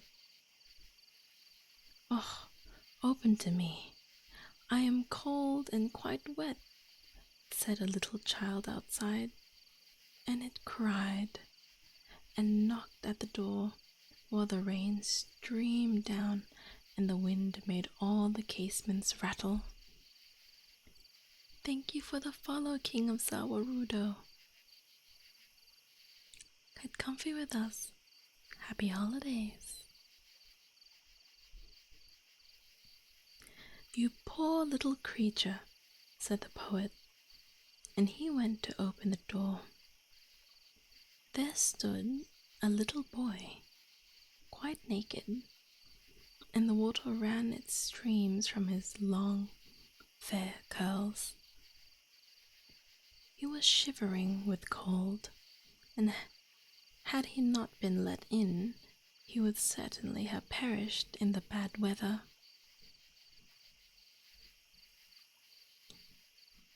"You poor little creature," the poet repeated, and took him by the hand. "Come to me, and I will warm you. You shall have wine and an apple, for you are a pretty boy." And so he was. His eyes sparkled like two bright stars, and though the water ran down from his fair curls, they fell in beautiful ringlets. He looked like a little angel child, but was white with cold and trembled all over. In his hand he carried a lovely bow, but it looked quite spoiled by the wet. All the colors in the beautiful arrows had been blurred together by the rain. The old poet sat down by the stove, took the little boy on his knees, and pressed the water out of the long curls. He warmed his hands in his own and heated sweet wine for him. Then the boy recovered himself, and his cheeks grew red, and he jumped to the floor and danced round the old poet. "You are a merry boy," said the old poet. "What is your name?" "My name is Cupid," he replied. "Don't you know me? There lies my bow. I shoot with that, you may believe me. See, now the weather is clearing up outside and the moon shines." "But your bow is spoiled," said the old poet. "That would be a pity," replied the little boy, and he took the bow and looked at it. "Oh, it is quite dry, and has suffered no damage. The string is quite stiff. I will try it." Then he bent it and laid an arrow across, aimed, and shot the good old poet straight into the heart. "Do you see now that my bow was not spoiled?" said he, and laughed out loud and ran away. What a naughty boy to shoot at the old poet in that way, who had let him into the warm room and been so kind to him and had given him the best wine and the best apple. The good poet lay upon the floor and wept. He was really shot straight into the heart. "Fie," he cried, "what a naughty boy this Cupid is. I shall tell that to all good children, so that they may take care and never play with him, for he will do them harm." All good children, good girls and boys to whom he told this, took good heed of this naughty Cupid, but he still tricked them, for he is very cunning. When the students come out of the lectures, he runs at their side with a book under his arm and has a black coat on. they cannot recognize him at all. And then they take his arm and fancy he's a student too. But he thrusts the arrow into their breasts. When the girls are prepared for confirmation, he is also after them. Yes, he is always following people. He sits in the great chandelier in the theater and burns brightly, so that the people think he is a lamp. But afterwards they see their error. He runs about in the palace garden and on the promenades. Yes, he once shot your father and your mother straight into the heart. Only ask them, and you will hear what they say. Oh, he is a bad boy, this Cupid. You must never have anything to do with him. He is after everyone. Only think, once he shot an arrow at old grandmama, but that was a long time ago. The wound has indeed healed long since, but she will never forget it. Fie on that wicked, wicked Cupid, on that little boy called Love. But now you know, and you know what a naughty boy he is. Take heed, or you might find yourself shot right in the heart as well. Especially when you least expect it. The end. Wow.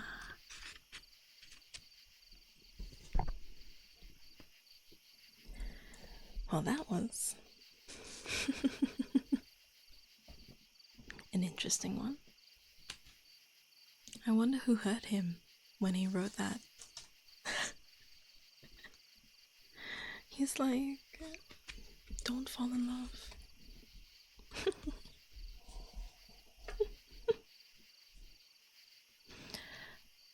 But yes, that is the final story for today. I hope you guys enjoyed.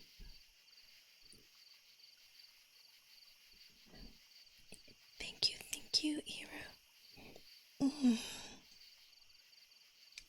Oh my goodness. No, thank you for sticking around. Thank you, everyone. Oh, thank you. Well, we'll be picking it up again tomorrow. And I promise to be on time that time. Because my computer should be all updated now. Oh, you woke up just in time for the end. Did you fall asleep? Oh. But thank you, everyone. You enjoyed the stories? I'm glad. We'll be picking it up again tomorrow. It looks like we have a couple of interesting ones coming up, including The Little Sea Maid, aka The Little Mermaid. So that'll be interesting. Thank you so much again, everyone. I think a lot of people are asleep right now, so I want to try and drop us into someone who is doing something comfy as well. Let me see.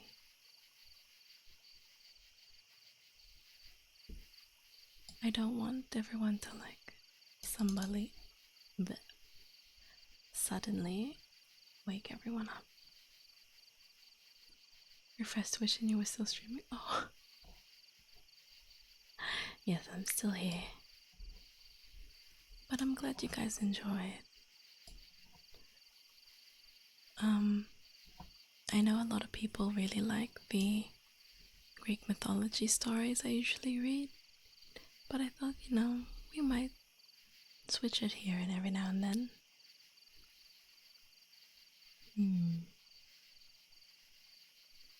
Oh, I'm so glad you guys enjoyed it. I'll do my best to include an ASMR stream every week if I can, because I often stream a lot of other things. I do games, I do art sometimes, I read stories, I have a lot of collabs, so there's a lot of variety on my channel, but I really am happy when you guys enjoy the content I put out. So thank you. Okay, I think I might know who we're going to.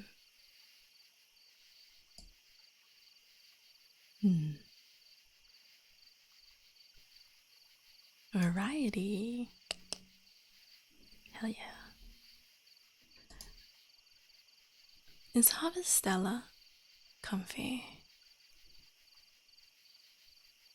Oh, Snaggle.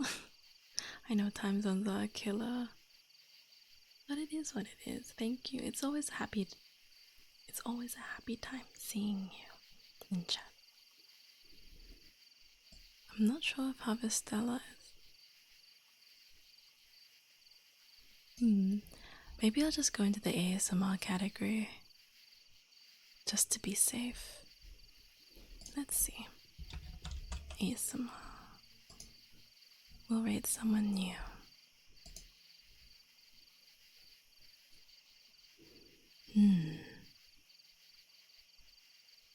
Dash? Daph? I was just looking at Daph. Did they just start?